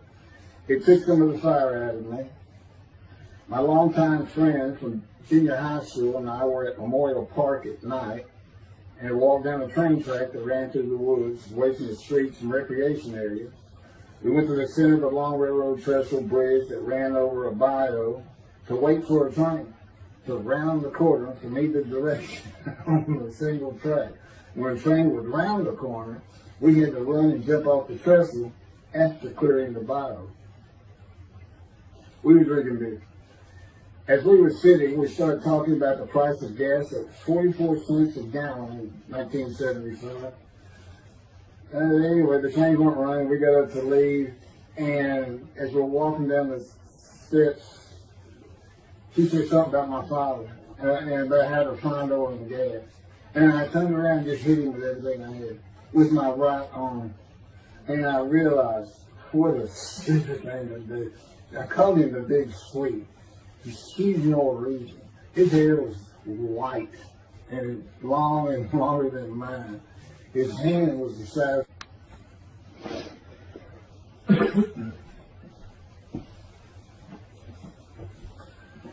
And I had nowhere to run. That was the really dumb part of it. I mean, I couldn't move. I couldn't use my quickness. I couldn't box as I had with the fellow across the street. And he just took one big thing. He's very athletic. The coaches all wanted him on the high school team, but he didn't want to football team. And but anyway, he hit me just one time. That was the whole fight. And it was just 2 hits. My measly hit with my right arm. I let it fast, I hit him when I wanted to hit him. Well, I say that. I didn't even think about it. But he just about knocked my senses. I mean, I saw it red. And so anyway, that was it for our friendship. We just, although after I got shot, he and I got back together a little bit, but by that time I had met Denise next door, and I wasn't going to be going out drinking beer at the festival anymore. It was going to get serious, and that's when I set up my night classes and everything. Her big sweet.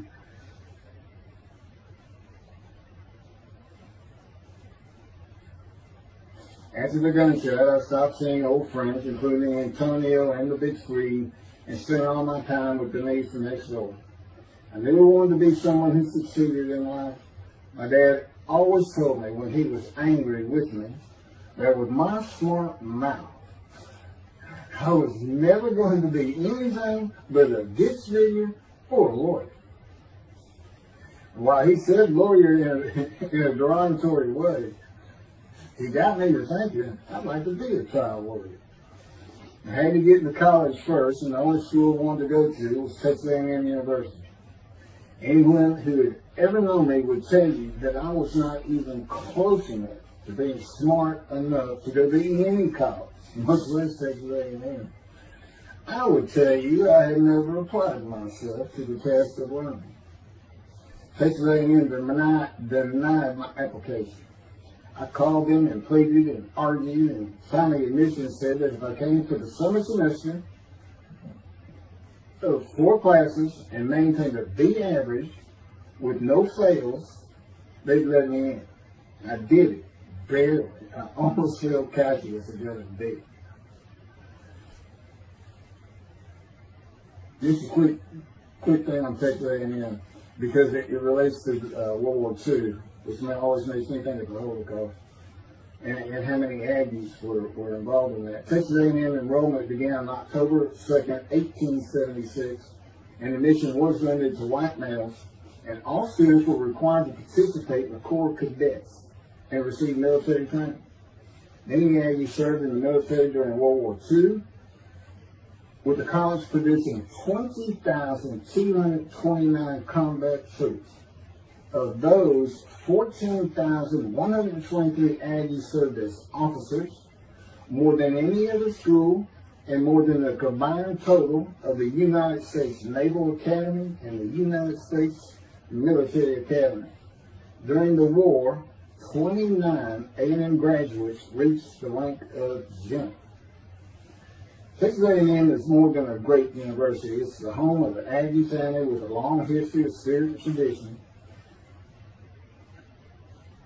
And I'll pass through all that. You can read. I got all this from Wikipedia.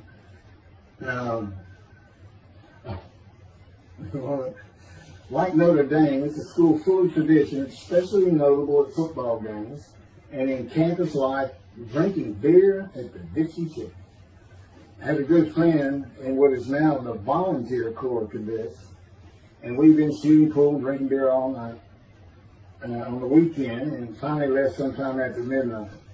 I walked my friend back to the quad, Corps Cadet Quad, a large open area where people could gather, surrounded on 4 sides by dorms for cadets only. And I dropped him off at his room. Before he shut the door, he looked at me, and not for the first time, said, "Want to race?" He's fast. We used to race anything. I said, yeah. Of course, we were pretty much, we had a lot of beer. I said, yes. And he went to the end of the hall and took off at the other end of the hall. He was fast, but I was pulling away with just a few yards to go and hit the wall before I could stop and busted my chin open. Blood's pouring out everywhere, people opening doors. Look, that little guy did this taller guy.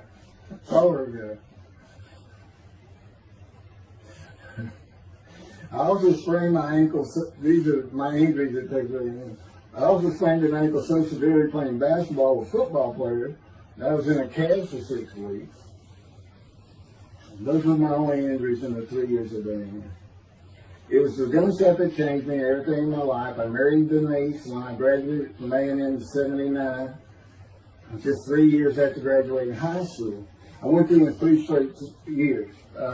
Because I had those hours from the first summer, I just went ahead and went the next summer too. And I got out of, and the average for most A&M students is 5 years. But I went through and through. And of course that meant I never dropped a class. It also meant I had a low GPA, grade point average. And I didn't realize how important that was for admission to law school. I was denied admissions from every school across the nation I thought I could get into. I do not know how my dad knew about South Texas College of Law in downtown Houston, but he made some inquiries and found out the dean was a graduate of Texas A&M. And we're known for helping each other. We set up an appointment with the dean. I told him of my rather intense home life and wayward ways, and that the A&M had given me a chance to prove myself as a capable student. You know, he hemmed and hawed, looked around the theater and gave me the same opportunity A&M had. 4 summer classes, D average, and no fails. I did it. I was terrible with chemistry and math, but it turns out I had good reading and comprehension. It's probably from reading all those science fiction books in school. I graduated in '82, and I did great on the bar examination. T. Ellis McCarty, attorney at law. Who would have believed it?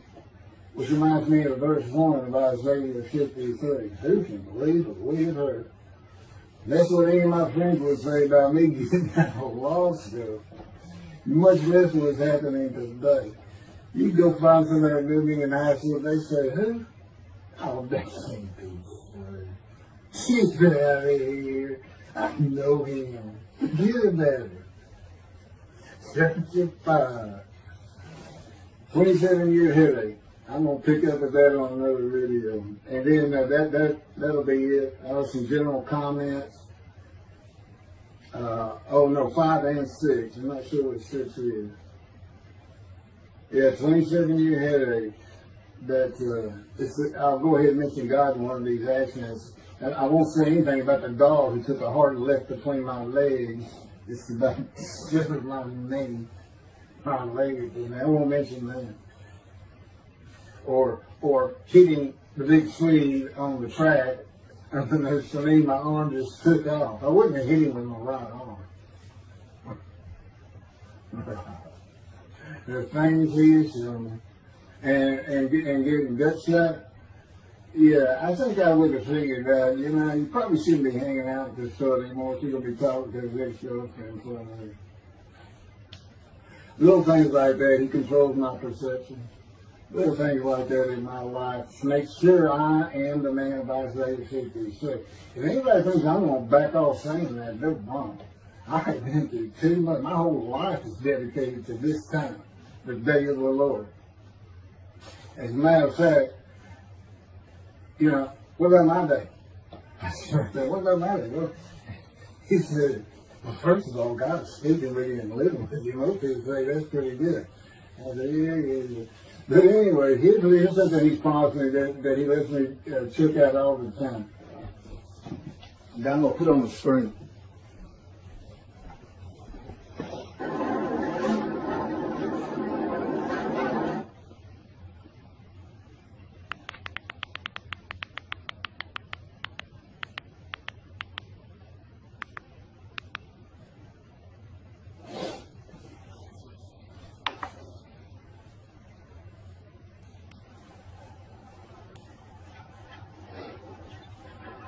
The radiant GP cycles, shorties, slip-ons, code startup.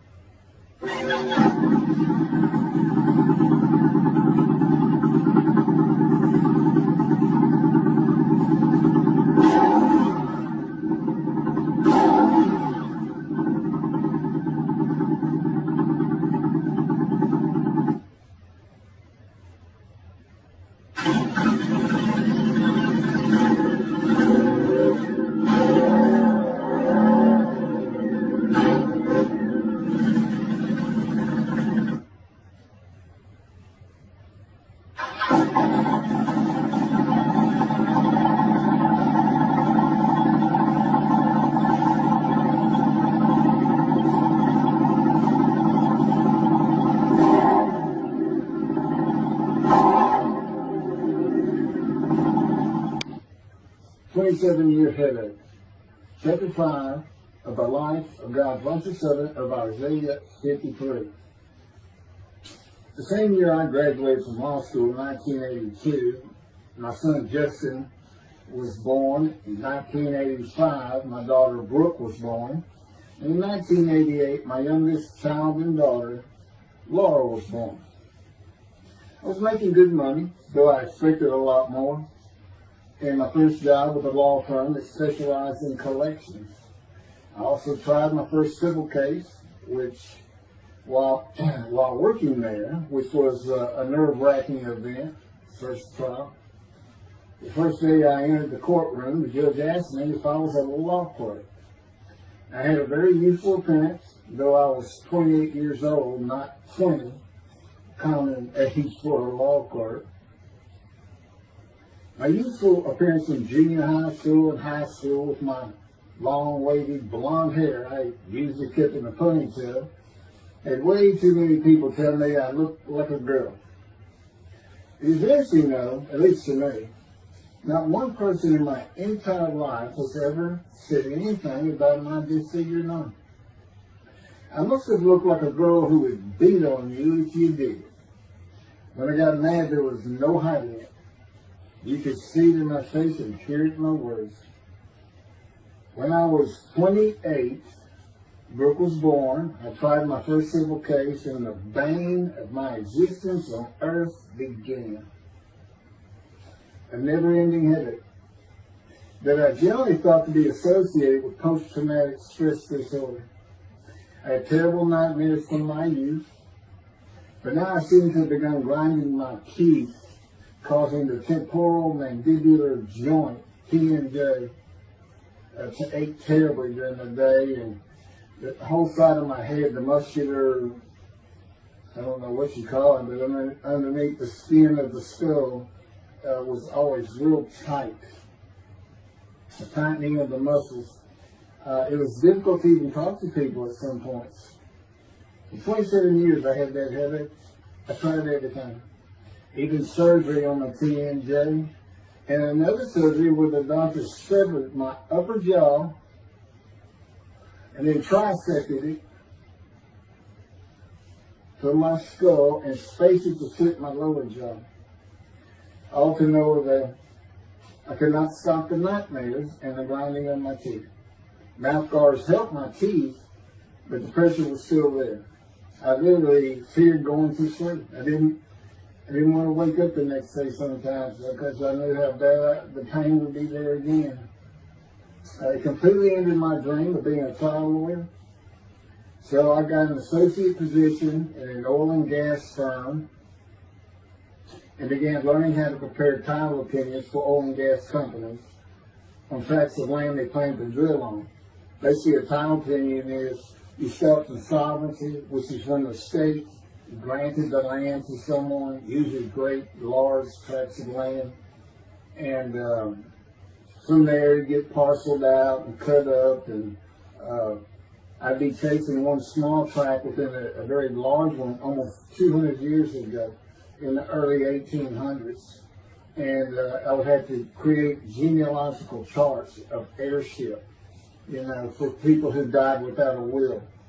And they had to know who the family members were, and I got very good at it, and I really enjoyed it. I did a small towns throughout Texas, and into their courthouses where they would keep all the records of every transaction, of every piece of land in the county. But anyway, there's an awful lot to it. I do go into it in some detail in the book, but I'm not going to for this video.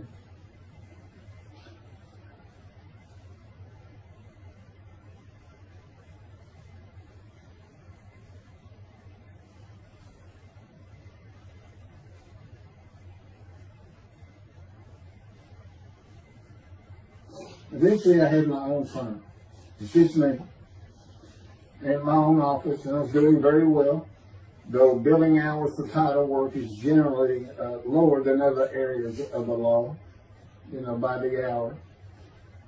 But I had also been involved in multi-million-dollar sales of production between oil and gas companies, probated wills, prepared affidavits of heirship, worked with landmen to fix title defects, appellate work, including arguments before justices, plea bargaining in criminal cases for defendants, and anything else that came my way.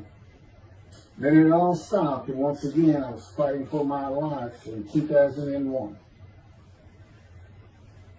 This is chapter 6, skin, colon, and lung cancer. Oh, just, God would have me tell you, he gave me those headaches.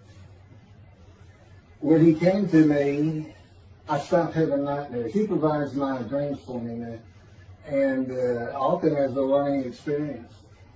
But the grinding of the teeth, everything stopped, and I thought it was just because I wasn't having nightmares. And took away any symptoms of PTSD, for which I was receiving money from an insurance company for disability, partial disability. And that went on for about 7 years. Then one day we're out walking, year 7 or 13, and I had that headache. It just came. And I just stopped. And I said, "You got to be kidding. You did not give me those headaches." He said, "Yes, it is. It's necessary. You are considered the suffering servant of Isaiah 53. You had to suffer your entire life until you're suitable for my purpose." And that includes sitting every verse of Isaiah 53. At that time, I finally read it 7 years into all this. It was about year 2, I think. But yeah, he did.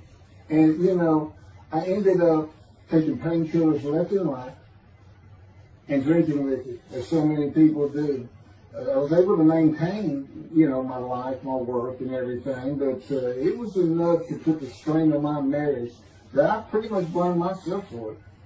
And I told him, I did this the only time I got hot. Disfigure me, gut shot, those things, they didn't bother me.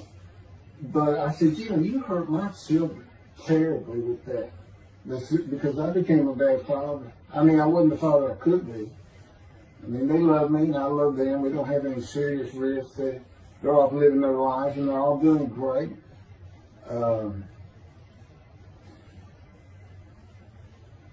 But if they consider themselves anything, they're Christians.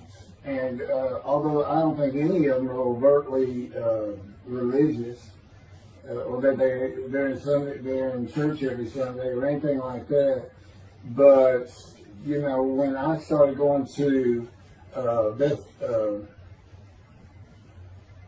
the conservative synagogue here in town, and I told him I was converting to be Jewish, they're pretty much just saying I would be a Jew, I guess. I'm not sure that I didn't believe in Jesus. There's probably more of it, God says. But really hasn't costed them much at all in 7 or 8 years. So, but anyway, so God gave me the headache, just to make sure.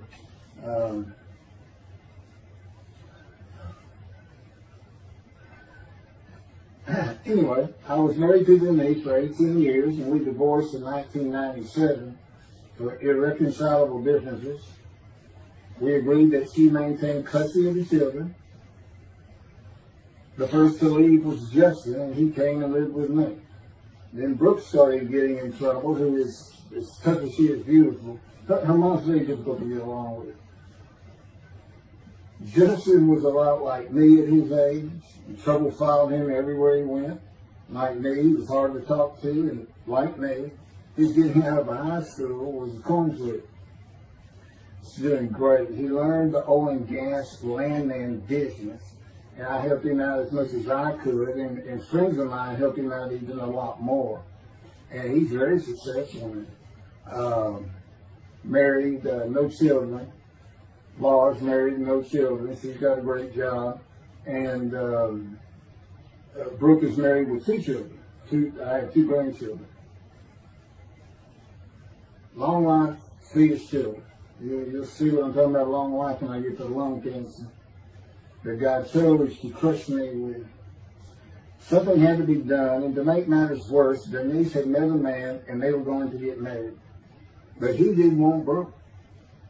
to be part of their new family, or Justin for that matter. He wasn't going to go stay with them anyway. Now, I had 2 of the children, and she had 1, but all still in her custody according to the divorce decree. So anyway, I stopped paying child support on those 2. But had not gotten around to the proper revision of the divorce decree when I took Justin and Brooke with me to live on the Big Island, Hawaii. Laura came with us to visit for a month. This oversight on my part resulted in Denise and now her 3rd husband filing papers in divorce court for past child support for all 3 children, for the time I had begun paying her 1/3 of the original amount. I represented myself. I had 1 contempt of court and was locked up for a day, but I never had to pay that money. By verbal agreement, I sent Laura back exactly 1 month later. I could not leave her out, and I wanted her to see where her brother and sister would be living. They were all so close and protective of each other, and still are to this day. And she was so sad. One of the hardest and emotionally painful things I have ever done was put her on the plane back to Houston. I can't think of anything else. The backdrop to moving to Hawaii was my firm was in dire need of new work. But the oil and gas industry was down. It's always up and down. And my clients were not drilling. A landman I knew called and said his sister in Hawaii, a brilliant eye doctor, but not a good businesswoman, needed help resolving creditor issues stemming from her new offices and equipment purchases. I told him it was a good time for me, as things were slow, and who's going to come down this trip to the Big Island, Hawaii. So I went and took care of everything without charge, but of course everything was paid for. When I came back to live in Hawaii at the urging of the doctor that I had helped, who did not like the look of an abrasion on my chest, and it had been there for years, I was examined by a friend of hers, and it was cancer. I don't remember what the doctor called it. He removed it in surgery with a 6-inch diameter circular cut, and it was not malignant. I could practice in just about any area of the law. And all I had to do was pass the Hawaii bar exam, one of the toughest in the nation. While studying for the bar, my body, all at once, in a moment, told me something bad was wrong with me. I had been running, swimming, riding my bike everywhere I went, letting Justin have the car, and had been feeling good and strong. In a moment's time, I was weak and sick while grocery shopping, and there was a pain in my belly and my abdomen. I did not know it, but a large tumor in my colon had burst through my colon, and I was bleeding internally. I did not go to a doctor, which I guess is my nature. That, and I did not have medical insurance. Anyone asking anyone for help unless they were at a critical stage, such as a bullet wound, was something I couldn't do. I mean, there's all kinds of personality disorders. I thought surely it would pass, and decided to just give it time and bear up to the abdominal and belly pain.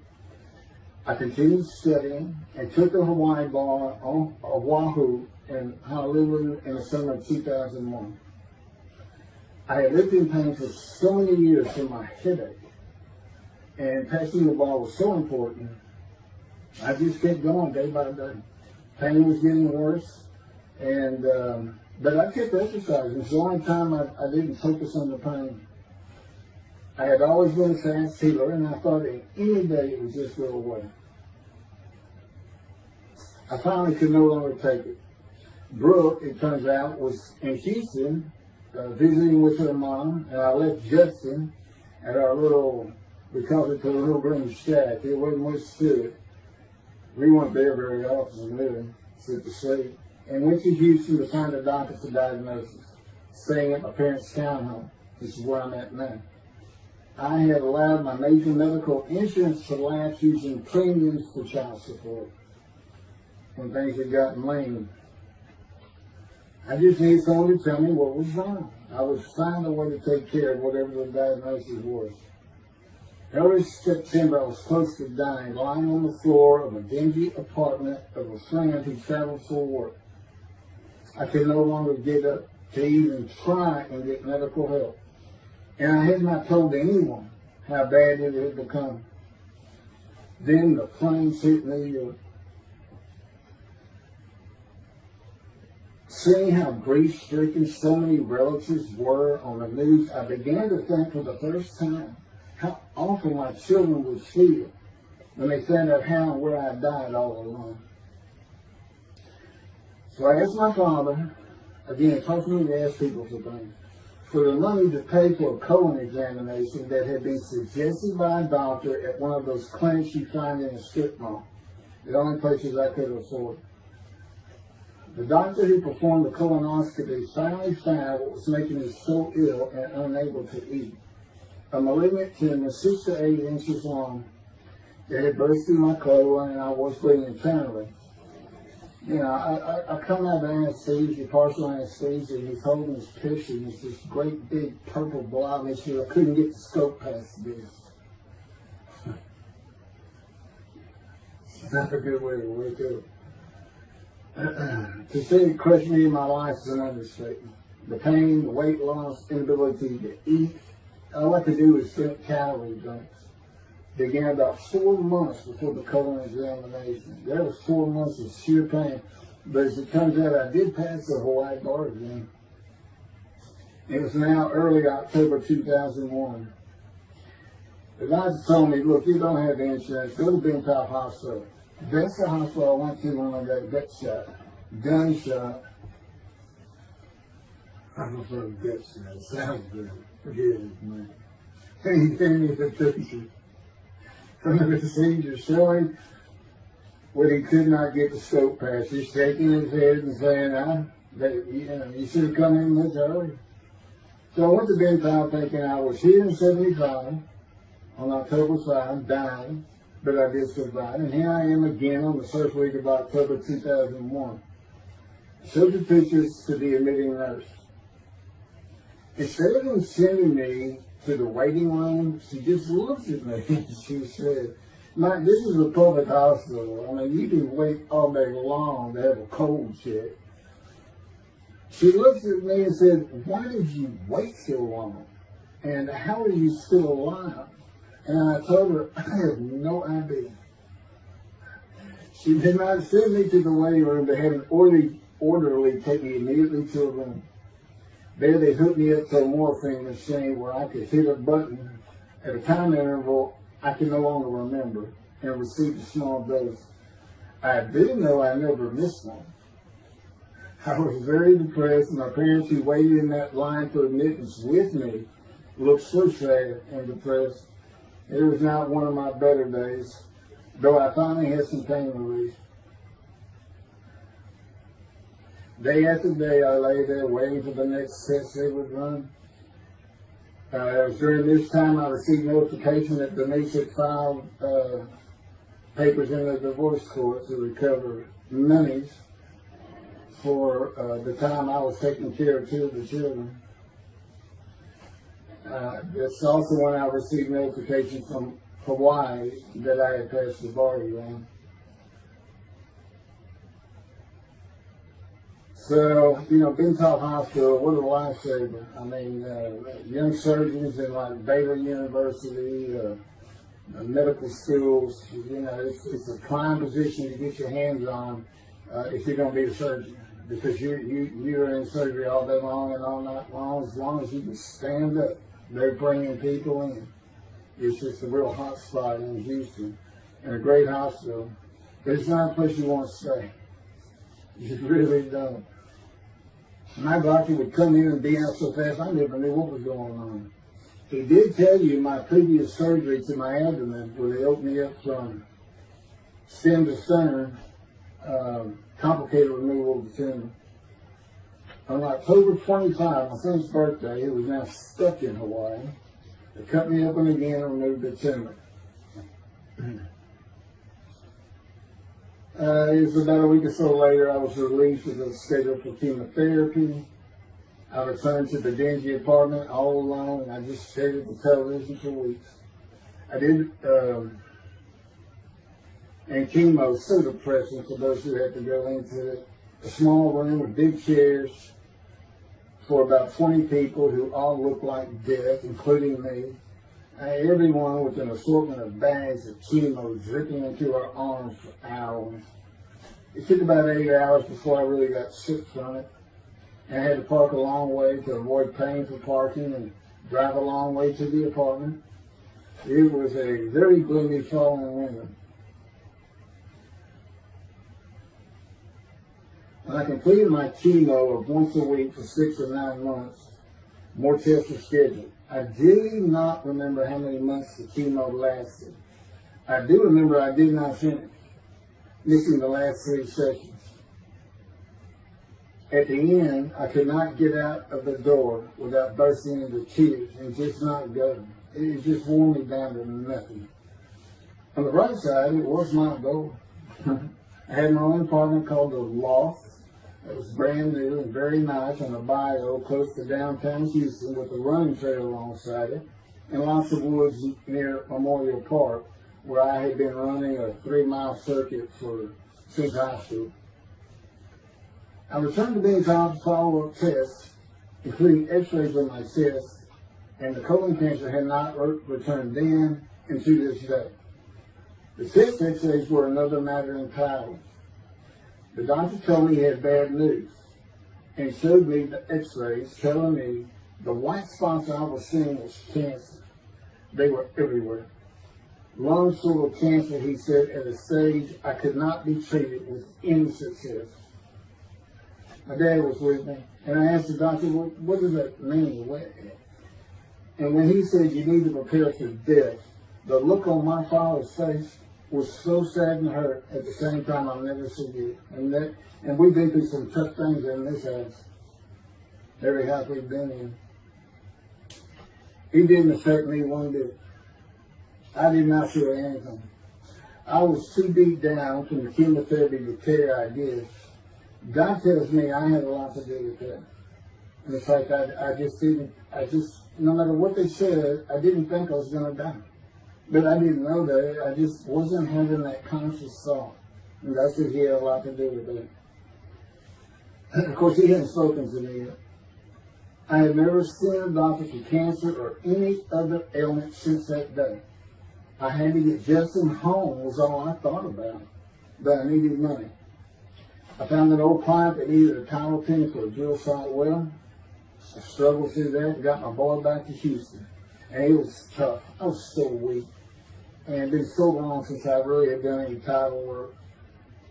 And just going to pick the work up and visiting with the client was the major to-do for me. But we got there and I got Justin home and he went to live with some childhood friends.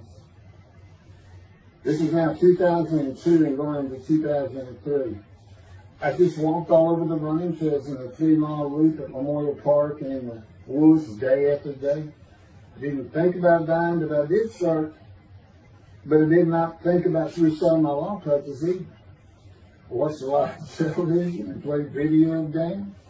I watched the Tour de France for the first time and got inspiration from Lance Armstrong. I was still alive though, and the funny thing was my lungs never bothered me. I was never sick. It's because God had already removed it. After I got the news I was dying of lung cancer, he took them from me. That's what he told me. And I don't have any symptoms. Well, you'll see right here, in 2005, I picked up some title work here and there and made an office out of my loft. I bought my first motorcycle, soft-tailed lowrider Harley Davidson. First time in many years I was happy. I love riding that bike. In 2006, I did some landman work to standard day wages and began dieting and running.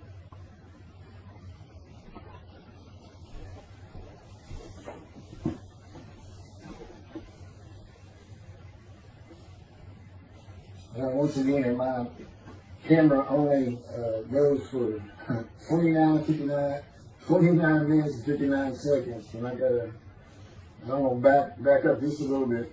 In 2006, I did some land work for standard day wages and began diving and running. I had never been a swimmer in terms of training for it. I love the water and swimming, but I never trained with laps of different paces and various distances. Mostly because I was so slow, because of my right arm. I was reaching an age, though, where endurance in my running was more important than speed. And so endurance swimming was too. In Hawaii, I had seen the athletes come to Kailua Kona, where we live and where the Ironman triathlon begins and ends. Matter of fact, my little green shack was just right on the route where they start. That was a fun week. It was amazing watching the athletes train and prepare for the race.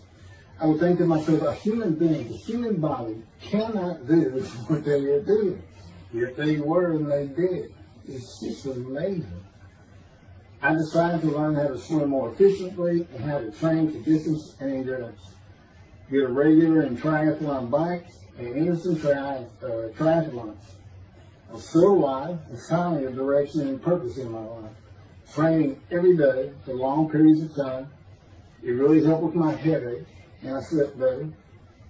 In 2007, I signed up for the March 30, 2008 Lone Star Half Iron Triathlon in Galveston, Texas, and the October 5, 2008 Longhorn Ironman 70.3 in Austin, Texas. You cover 70.3 miles, and you got to do it under 8 hours. And I did real well on the first one. As far as my time, it's 7 minutes, 7 hours and a little bit, but I barely made it without disqualification in the one in Austin. And it was primarily because of the hills. It's this very hilly area in central Texas, I did. But I did make it, and swore I'd never do another one. But I did that after the first one too. It's tough. My insurance is still paying for my inability to work, primarily based on the headaches and a diagnosis of PTSD. So I was not working, and I got real serious and trained to swim the 1.2 miles in the ocean, and that would be in Galveston and in a lake in Austin, 56 miles on the bike, and a half marathon, 13.1 mile run. That's what I was able to do with a diagnosis in 2001 of lung cancer that could not even be treated, stage 4. And that's just about impossible. It would take a miracle of God for that to happen, because generally you're going to die within 1 year. They say if you get lucky with good medical treatment, you might make 5 years. But 1 year is standard, if you can make it that long. That's not proof that I offered myself to guilt for God.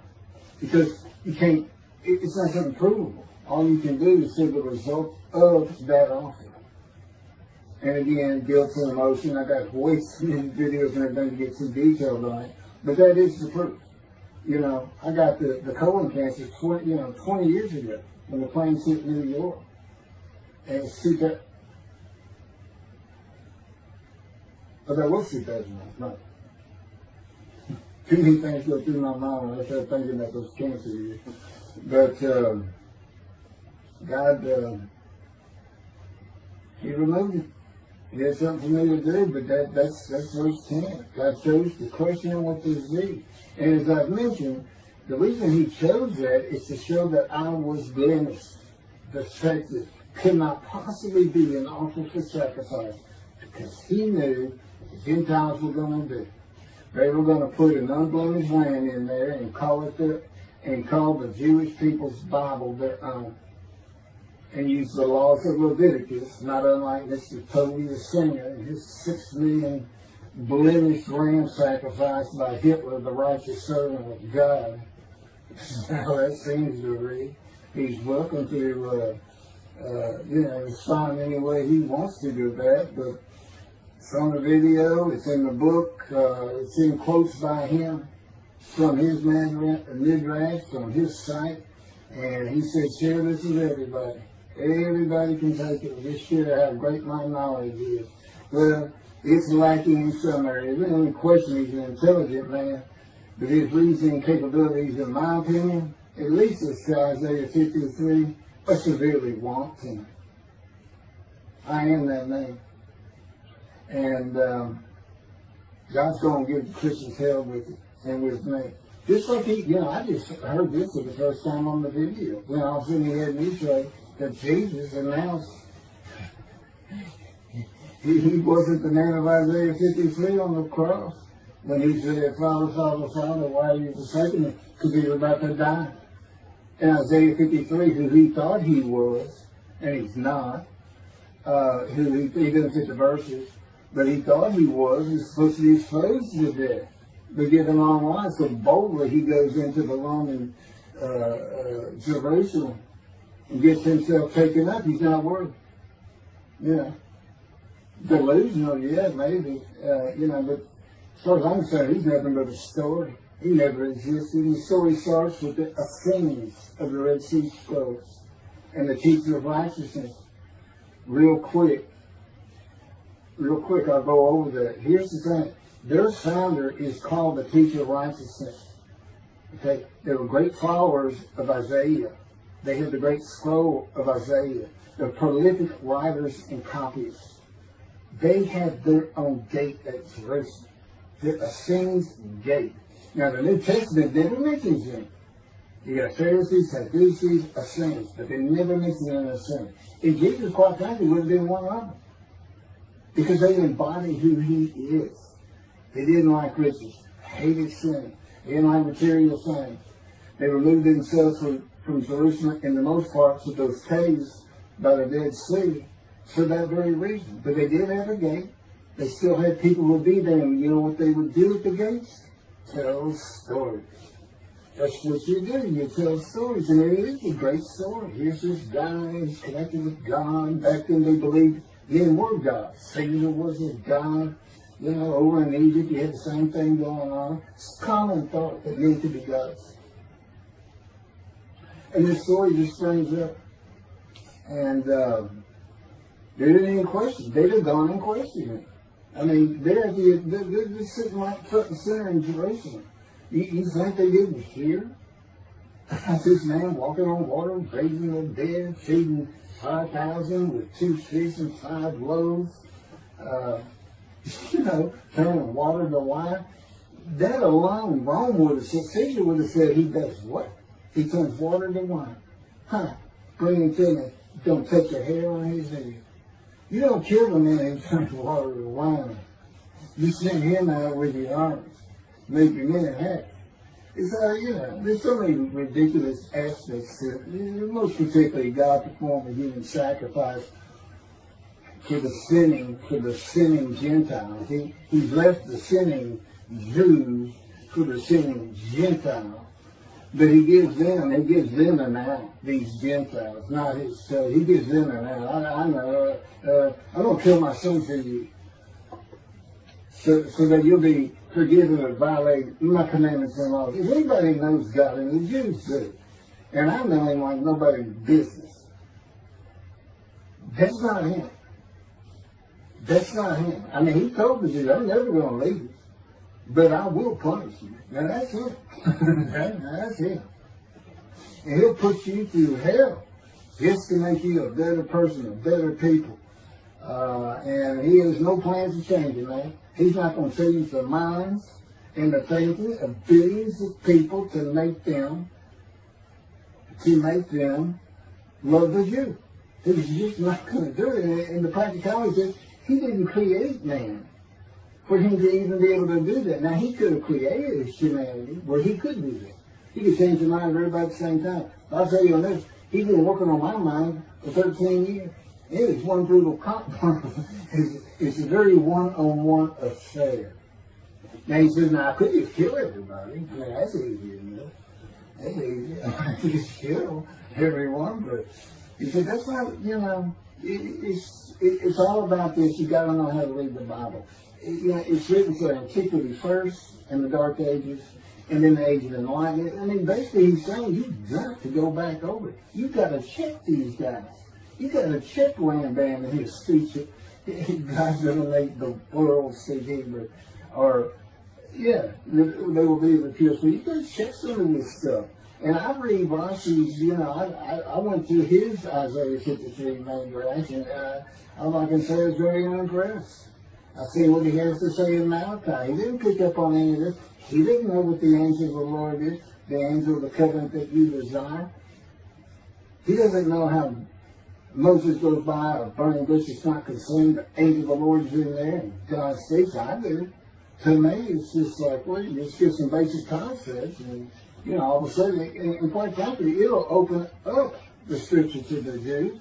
They can put the Talmud aside for a little while. But I will say this. God says, if you can study it, study it. There's all kinds of great things in it. Just be real careful about what you teach from it. And it's useful for heaven. If you like to talk about Talmud as a scholar with other Jews, who may very well be in scholar remembrance with you, you can meet up with them.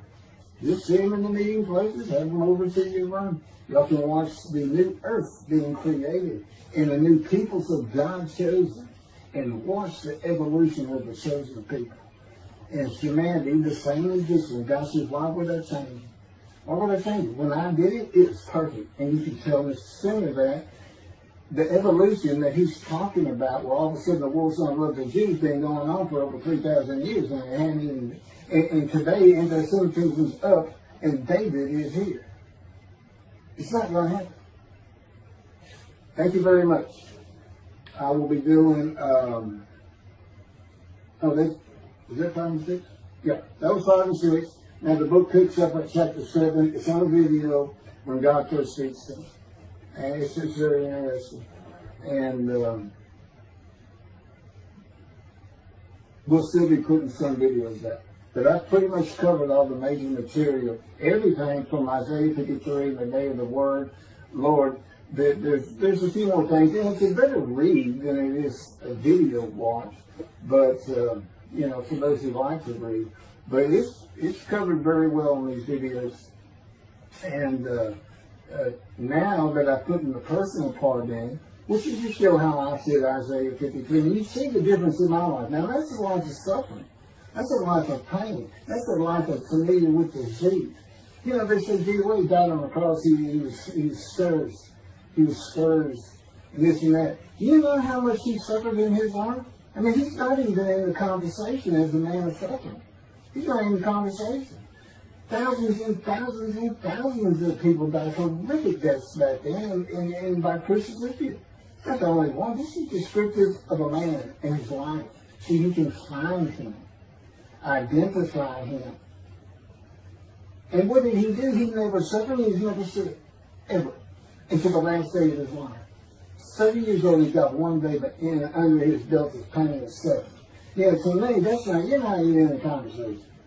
I mean, this is nothing. That's not being suffering. That's just, you had a bad death, sorry. You got whipped first. You got whipped. One gospel says that the scourging was an open-handed slap to the face. Now, the other three do say scourge. But then every movie you see, he's carrying that cross, he's all whooped up and bleeding, this and that. He carries the cross in one gospel only. In the other three, it's carried for him. And then he's on the cross, and what does he do? Father, Father, why are you forsaking me? And then the gospel says, one of them, and then he gave up the ghost. He gave up and died. I laid in the back of the ambulance for 8 hours, doing everything I could in my power to stay alive. Just gave up the ghost. There's another video where we make that a little bit more humorous. Anyway, thank you for listening, and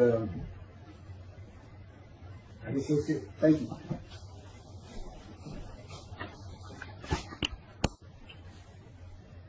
This is a video that leads into a brand new very distinct, not heard from before, commentary on Isaiah 53, which begins actually in Isaiah 52. It's comprised of 7 videos I have put together in the last month or so. And I'm just putting them all together with a lead-in video explaining these things and why it's so new, novel, and has such a different view of the scripture from that which Judaism teaches regarding a Messianic era when David comes. The descendant of David, they often refer to him as King Moshiach. Moshiach means the anointed one. And you'll get the idea from the title of this video real quick. God speaks to an atheist. And it began like this. The doctors who gave me 1 month to live from lung cancer in 2002 that developed from my colon cancer metastasizing would have been surprised that I was still alive, to say the least. I had stopped thinking about the lung cancer years before. The white spots in the x-rays that filled my lungs like the stars in the night did not inhibit my breathing or slow me down in any way. At this point in time, I'm training for my first triathlon. And I didn't start small. I did a half Ironman. It's 1.2 miles swimming in an ocean, 55-mile bike ride, and half marathon, 13 miles. They call it the 90.3. One Saturday in the fall of 2007, I was cooking lunch in my small kitchen, post-divorce, and at the stove, when God said, from just a little behind me, as if somebody was speaking to me right here, and above my right shoulder, which is this figure, wash your hands. I turned around to the sink, washed my hands, and turned back to the stove. Now understand, I've been an atheist for 50 years. I mean, I completely denied the existence of God. And then from right here, a small, quiet voice, like an account they had with Elijah at the cave, said, wash your hands. And I simply turned around, washed my hands, and went back to the stove. I didn't say a word to him. I didn't even keep thinking about it. I just did it. That was it. It was as though he had always been there. Just as to Adam. That's what I liken it to. And he dictated this to me. This is from my book, the book of my life that God dictated to me. It's called The Righteous Servant of God of Isaiah 53. No, the life of God's righteous servant of Isaiah 53. And he put it together. And he did it because he actually came to me, as Jeremiah would say, in the womb, but in my first year of life. And like Ezekiel, lit and entered me. So that part of chapter 11 of Isaiah happened well over 62 years ago. That's when that happened. That's when Moshiach was here. For all these rabbis and commentators who have been saying, he's here, no, he's here. Well, he's been here, I've been here a long time, I just wasn't prepared and hadn't even heard his voice yet. But what he did, with Jeremiah, he made sure he was a priestly, godly man and guided his life. With me, it was to make sure I fit every single verse of Isaiah 53 as only I can explain it, what it's for, what it all means, and live a life of suffering familiar with disease. God chose to crush him with disease that he would offer himself for guilt and receive long life to see his children. That's not proof that it happened. They told me 20 years ago, we can't treat this lung cancer. It's too advanced. You're going to die. And you're going to die real soon. You need to prepare for it. And it did crush my life. I stopped work. I just kept waiting to die. And I didn't die now. I'm training at this point in 2007. I'm training for a triathlon. I finally said the heck with it all. And that's the proof. Crushed with disease, exposed to death. That's in verse 12. Exposed to death. And here I am, 20 years later, still going. Haven't seen a doctor since. Never received any treatment, which is unheard of with lung cancer. And I had colon cancer before that, and I had skin cancer. I'm a man familiar with disease, that God chose to crush the disease. And these 7 videos put together as one, obviously I wouldn't ask or want, and I couldn't do it. To listen to them all at one time, but I know you can mark your spots and everything. But it was spread out in 7 different videos, and I thought, well, the next video I'll do, I'll have a preamble to it and explain this. This is not fooling around.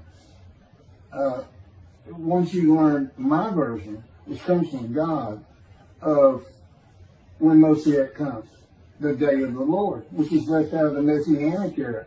But if you ignore me, God says, as my role as Elijah, God says, when he does return to his temple suddenly, it's going to be with, and it's not there, it's going to be with utter destruction to the land. Okay, all this is explained, so I'm not going to keep going in detail and carry on with God first speaking to me, but it was as what Adam would have felt like. This is natural. I mean, to him, you know, having somebody speaking to him from above him, from up here, from within him, it's perfectly natural. And he wouldn't be falling down in reverence and I'm not worthy and all that. It would just be this person's always talking to him and telling him what to do. The fact that he doesn't see him wouldn't probably enter into his mind. This, you know, this is the natural order of the world for Adam and me, particularly today, 13 years later. Still in God's final refinement, preparing me, and now we have the books, the unpublished, Jewish publisher, Christian publishers. I dare not even send it to them, because how harsh I am on Jesus Christ, who said he was the man of Isaiah 53. And it's because of him I had to get crushed with cancer. That's what that's all about. God doesn't have to crush you to make you offer yourself for guilt. He just seized Ezekiel and put him through the fire of refinement, the anguish of it, and sent him off to be a prophet to the Assyrian, Babylonian exile, of which he was one, actually. Ezekiel, the book of Ezekiel is the key to Isaiah 53. That's my backer. See, God, these videos, everything, the way where he put the angel of his presence and Holy Spirit, that Judaism doesn't recognize. A host of the Lord's host. It's in the book of Joshua, one time. He did it so they wouldn't find it. He knew what this was going to be about. These are my proofs. This is what it's all about. To set it up for me to be this controversial. You just got to take the Messianic era of Judaism and toss it out the window. And you'll understand why, when God has me explain it to you, he controls everything I do, think, and say. Finishing preparing lunch and ready to watch a Texas A&M football game, I headed to the living room, and God said, "Get a napkin." I turned back to the kitchen and got a paper towel. Sitting on the couch from about the same place. Sitting on the couch with the television on and my plate in my lap, God said, "Get your TV tray." I got up, set my TV tray in front of me, and placed my plate on it, began eating and watching the game. That night, I was in bed reading a book. From the doorway, God said, "Tomorrow we're going to Bed Bath & Beyond, the store, to buy a shower curtain, sheets, pillowcases, and shopping journals for things that you need." I said, "Okay." and continue reading my book. That's God's spoke to an atheist. That's how it started. We call it the early years now. Talk about it. It was so different from the way things are and all the same in the same breath. And I have since done this. It was by his power upon my emotions and thoughts that his presence with me was though he had always been there. In other words, when you read in the Hebrew Bible, God calls somebody's name like little Samuel, he says, here I am. Here I am. Now there's some accounts of people falling to the ground, but he can put a silent knowing to you. He can put knowledge within you, your mind, where you never hear a word from it. In other words, put into your mind the God of all creation is about to speak to you. And he doesn't have to say, stay calm. He controls emotions. He's telling me, Keith, I created emotions. And there's nothing I can't do with yours, and believe me, it's been proven to me. I'm not going to get into all that. This story goes on. It turns out he had been like Jeremiah from the womb, and he passed by that. I've never been affiliated with any church or synagogue. I've never had any teaching from yeshiva or seminary. Throughout my life, I did not. Let's say it this way. I was the actual opposite of Jesus Christ. Actual opposite. I'm a sinner. You know, I mean, he took me back. He said, look. Yeah, because I said, well, I wasn't that bad of a sinner. It was. He said, feel it. Feel he go off in vision like the story of Scrooge and the Ghost of Christmas Past. I said, I so get smart with him. This is just talking friend to friend. I can talk to him like he's just a buddy sometimes. There is a line I know not to cross. I said, why would you call that a sin? Why is that a sin? He said, Keith, it's a sin. You lied. I said, you did good. If I didn't lie, I was going to jail. He said, but that don't make it good. I said, well, which comes first? Going to saving yourself? Or lying? And so what? I didn't believe in you anyway. I wasn't worried about going to hell either. I didn't think about this thing. He's telling me, man, I didn't let you. That's why I was with you from the get-go.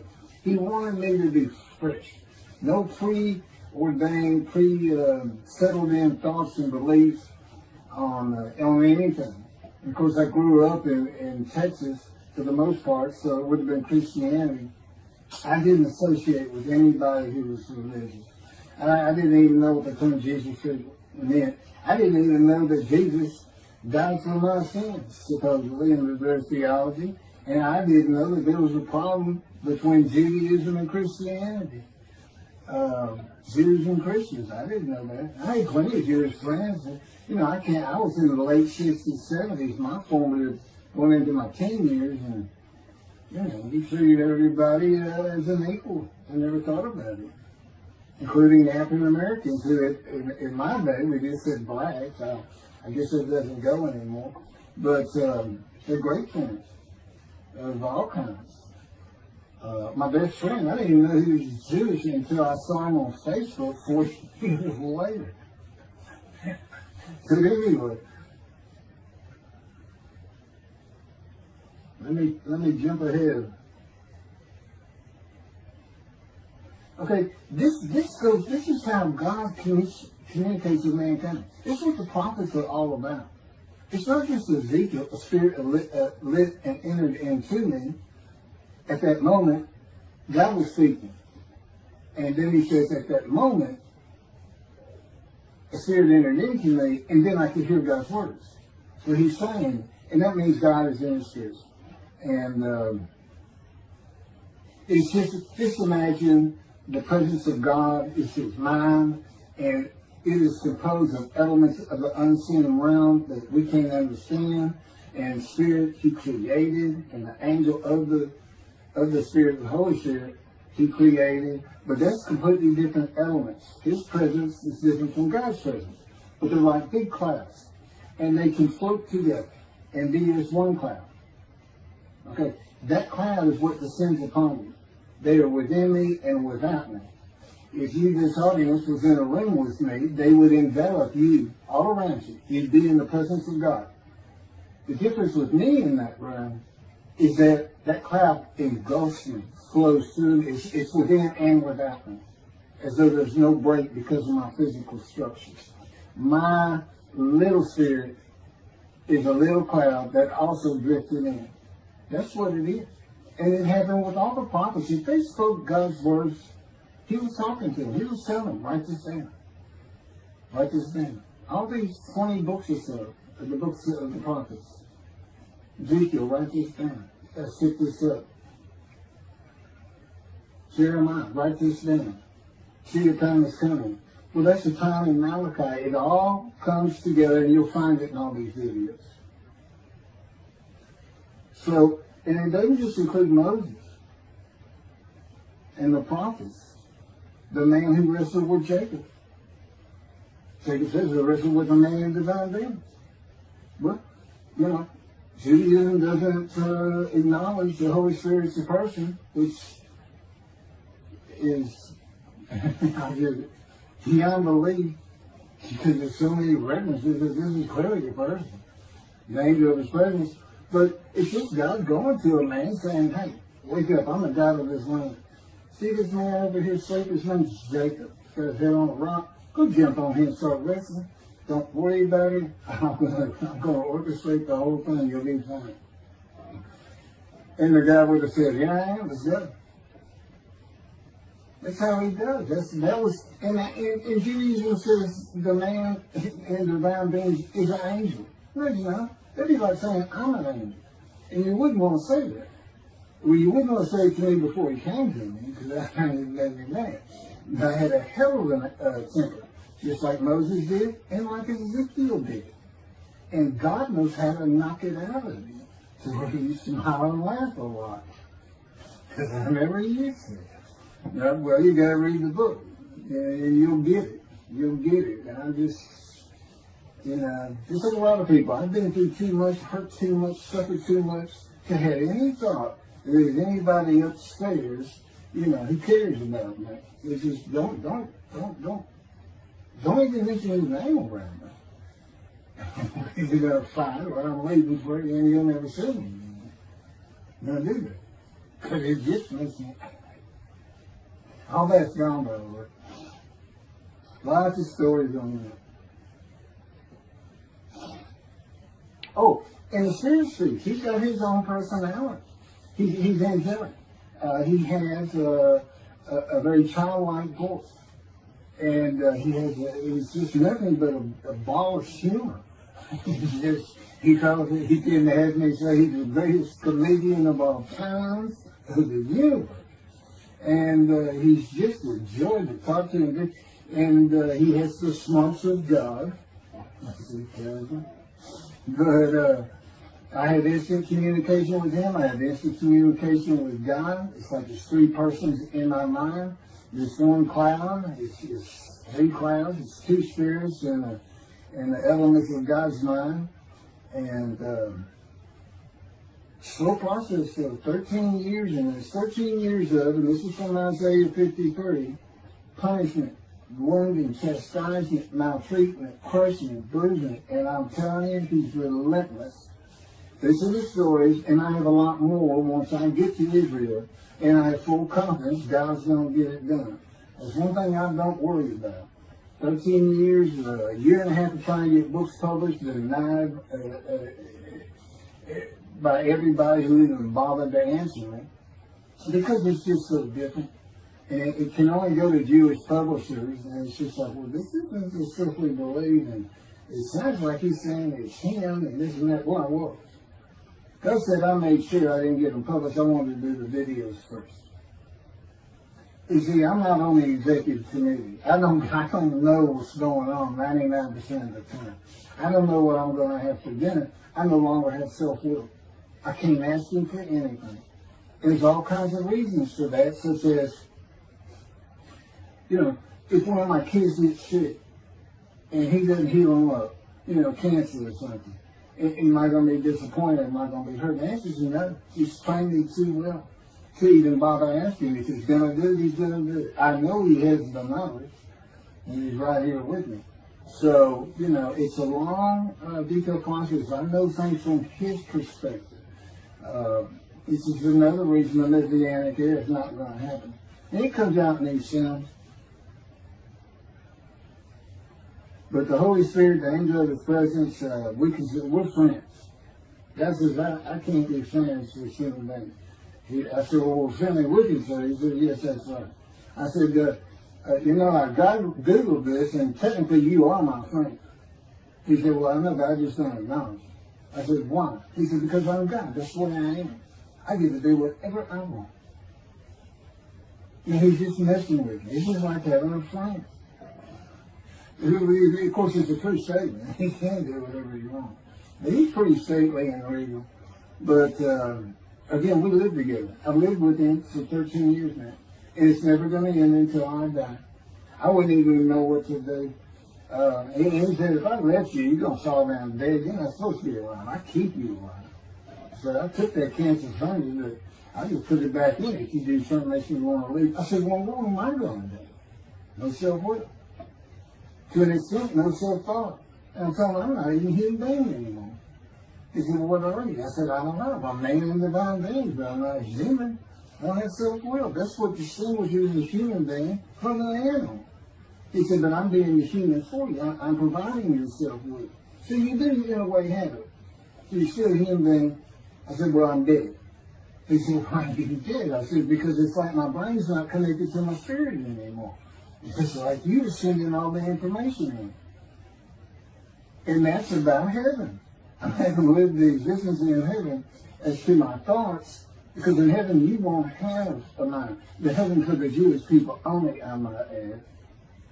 You won't have a mind. God got to provide it for you. He's got to be you for you as a completely new and different creature. Still you. It's a very amazing story on how that goes.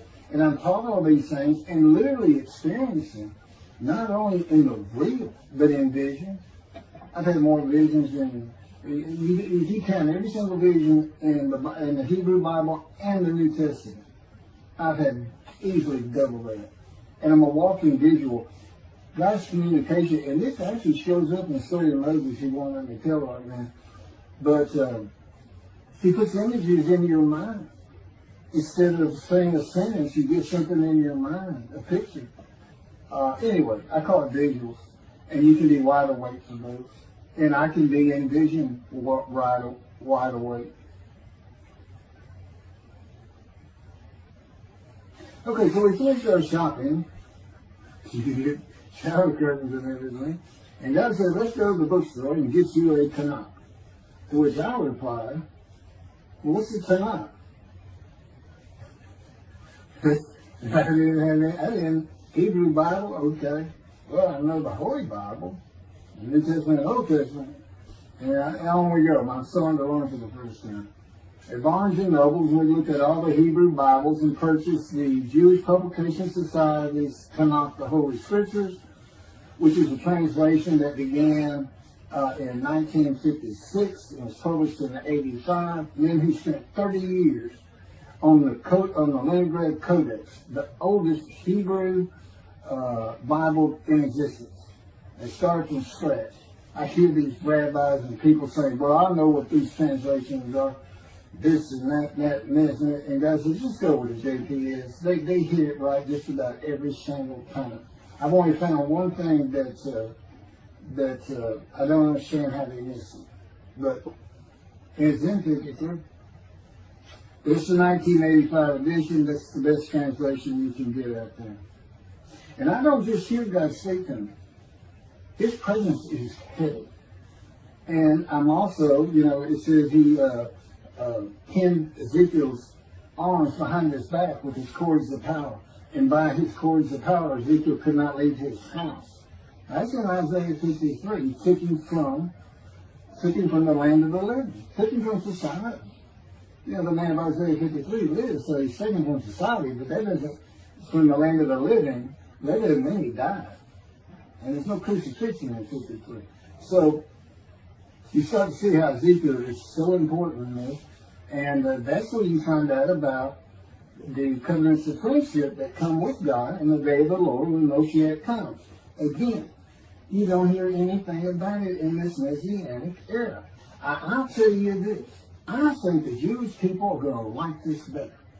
I think throwing out all that rubbish Judaism has been teaching from back in antiquity, that's where they're stuck, and see what's really going to happen with God coming back, a man in divine being, with the capabilities of Moses, Elijah, descendant of David, all their attributes, okay, are in me. I can be each and every one of them, and I can be all four of them at one time. And God can speak to me.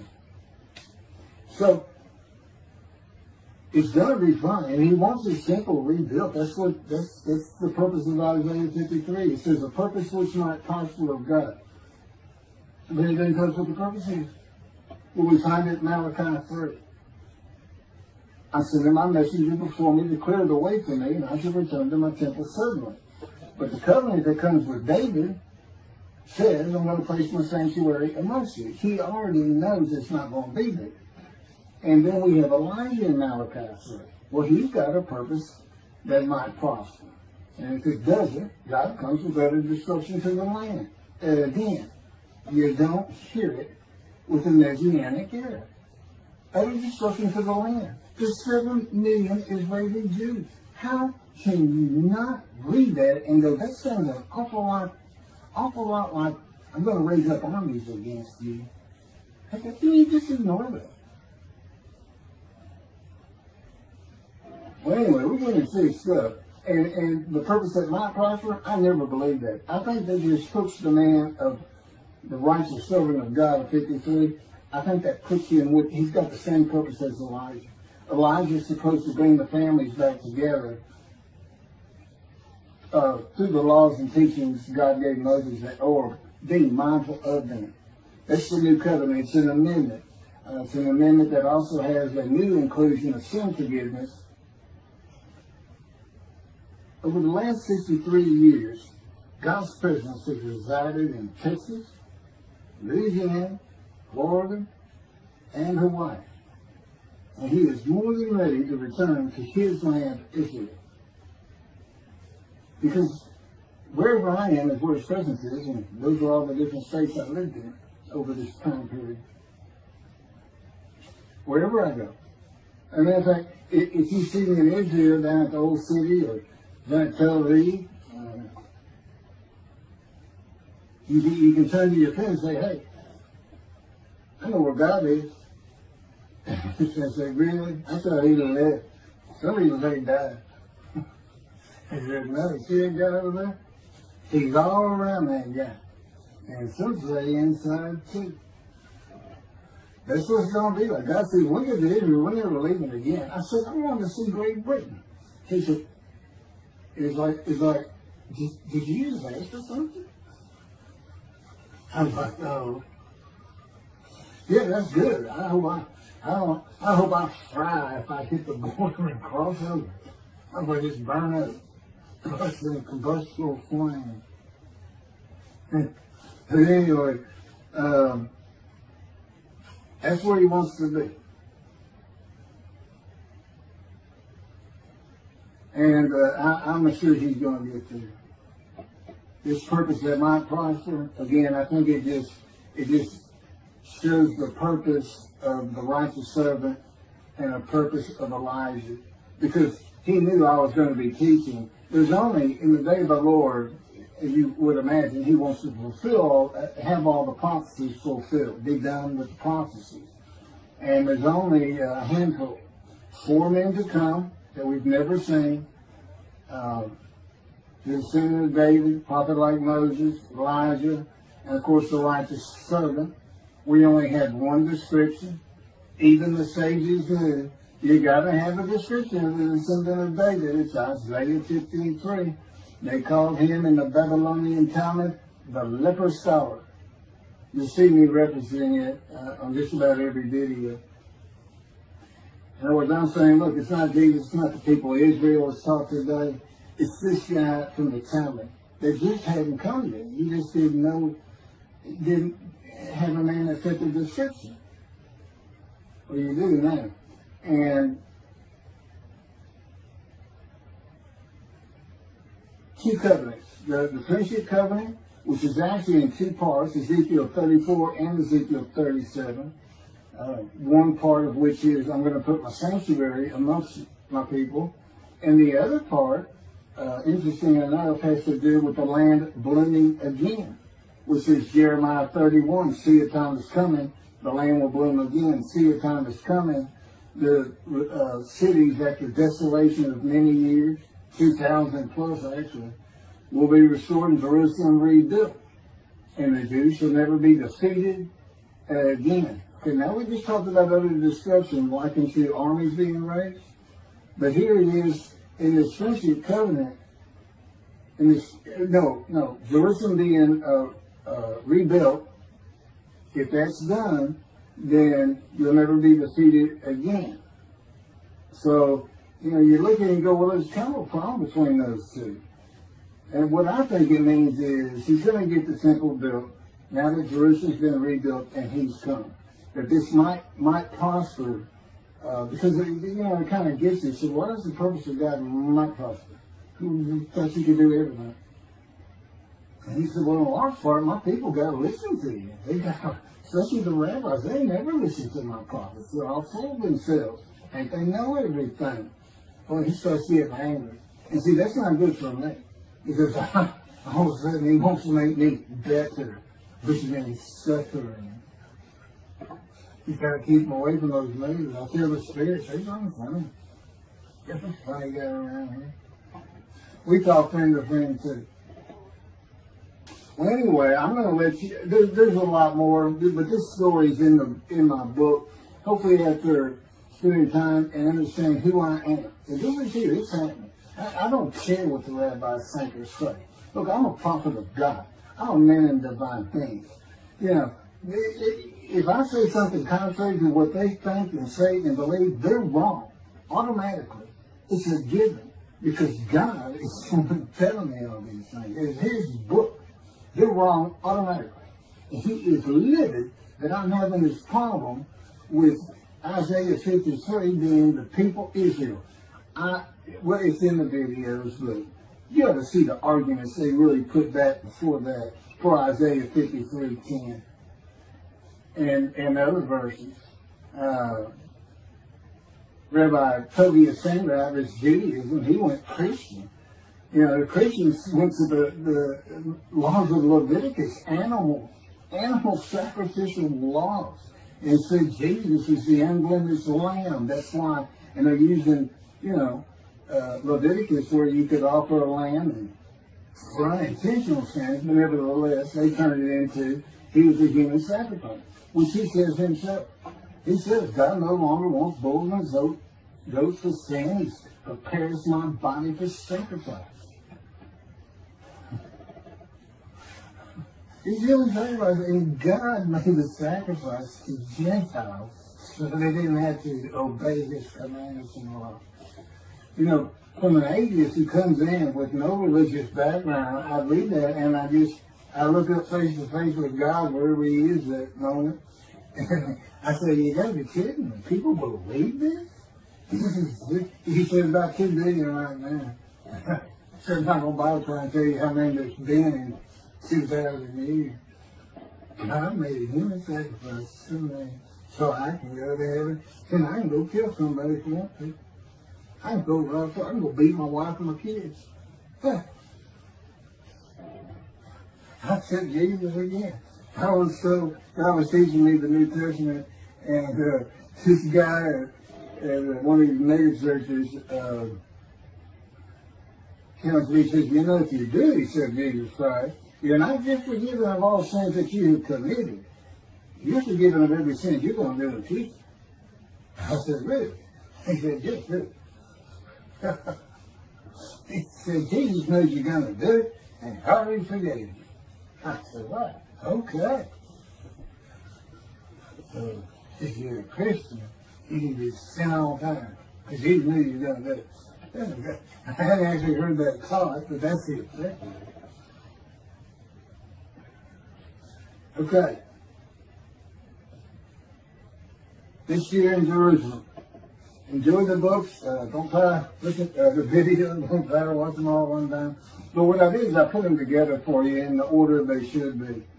And I just thought it'd be easier. And we're kind of coming to the end of our videotaping for a little while, it seems like. Again, I'm not on the executive committee with God and His Spirit. I never really know what we're going to do next.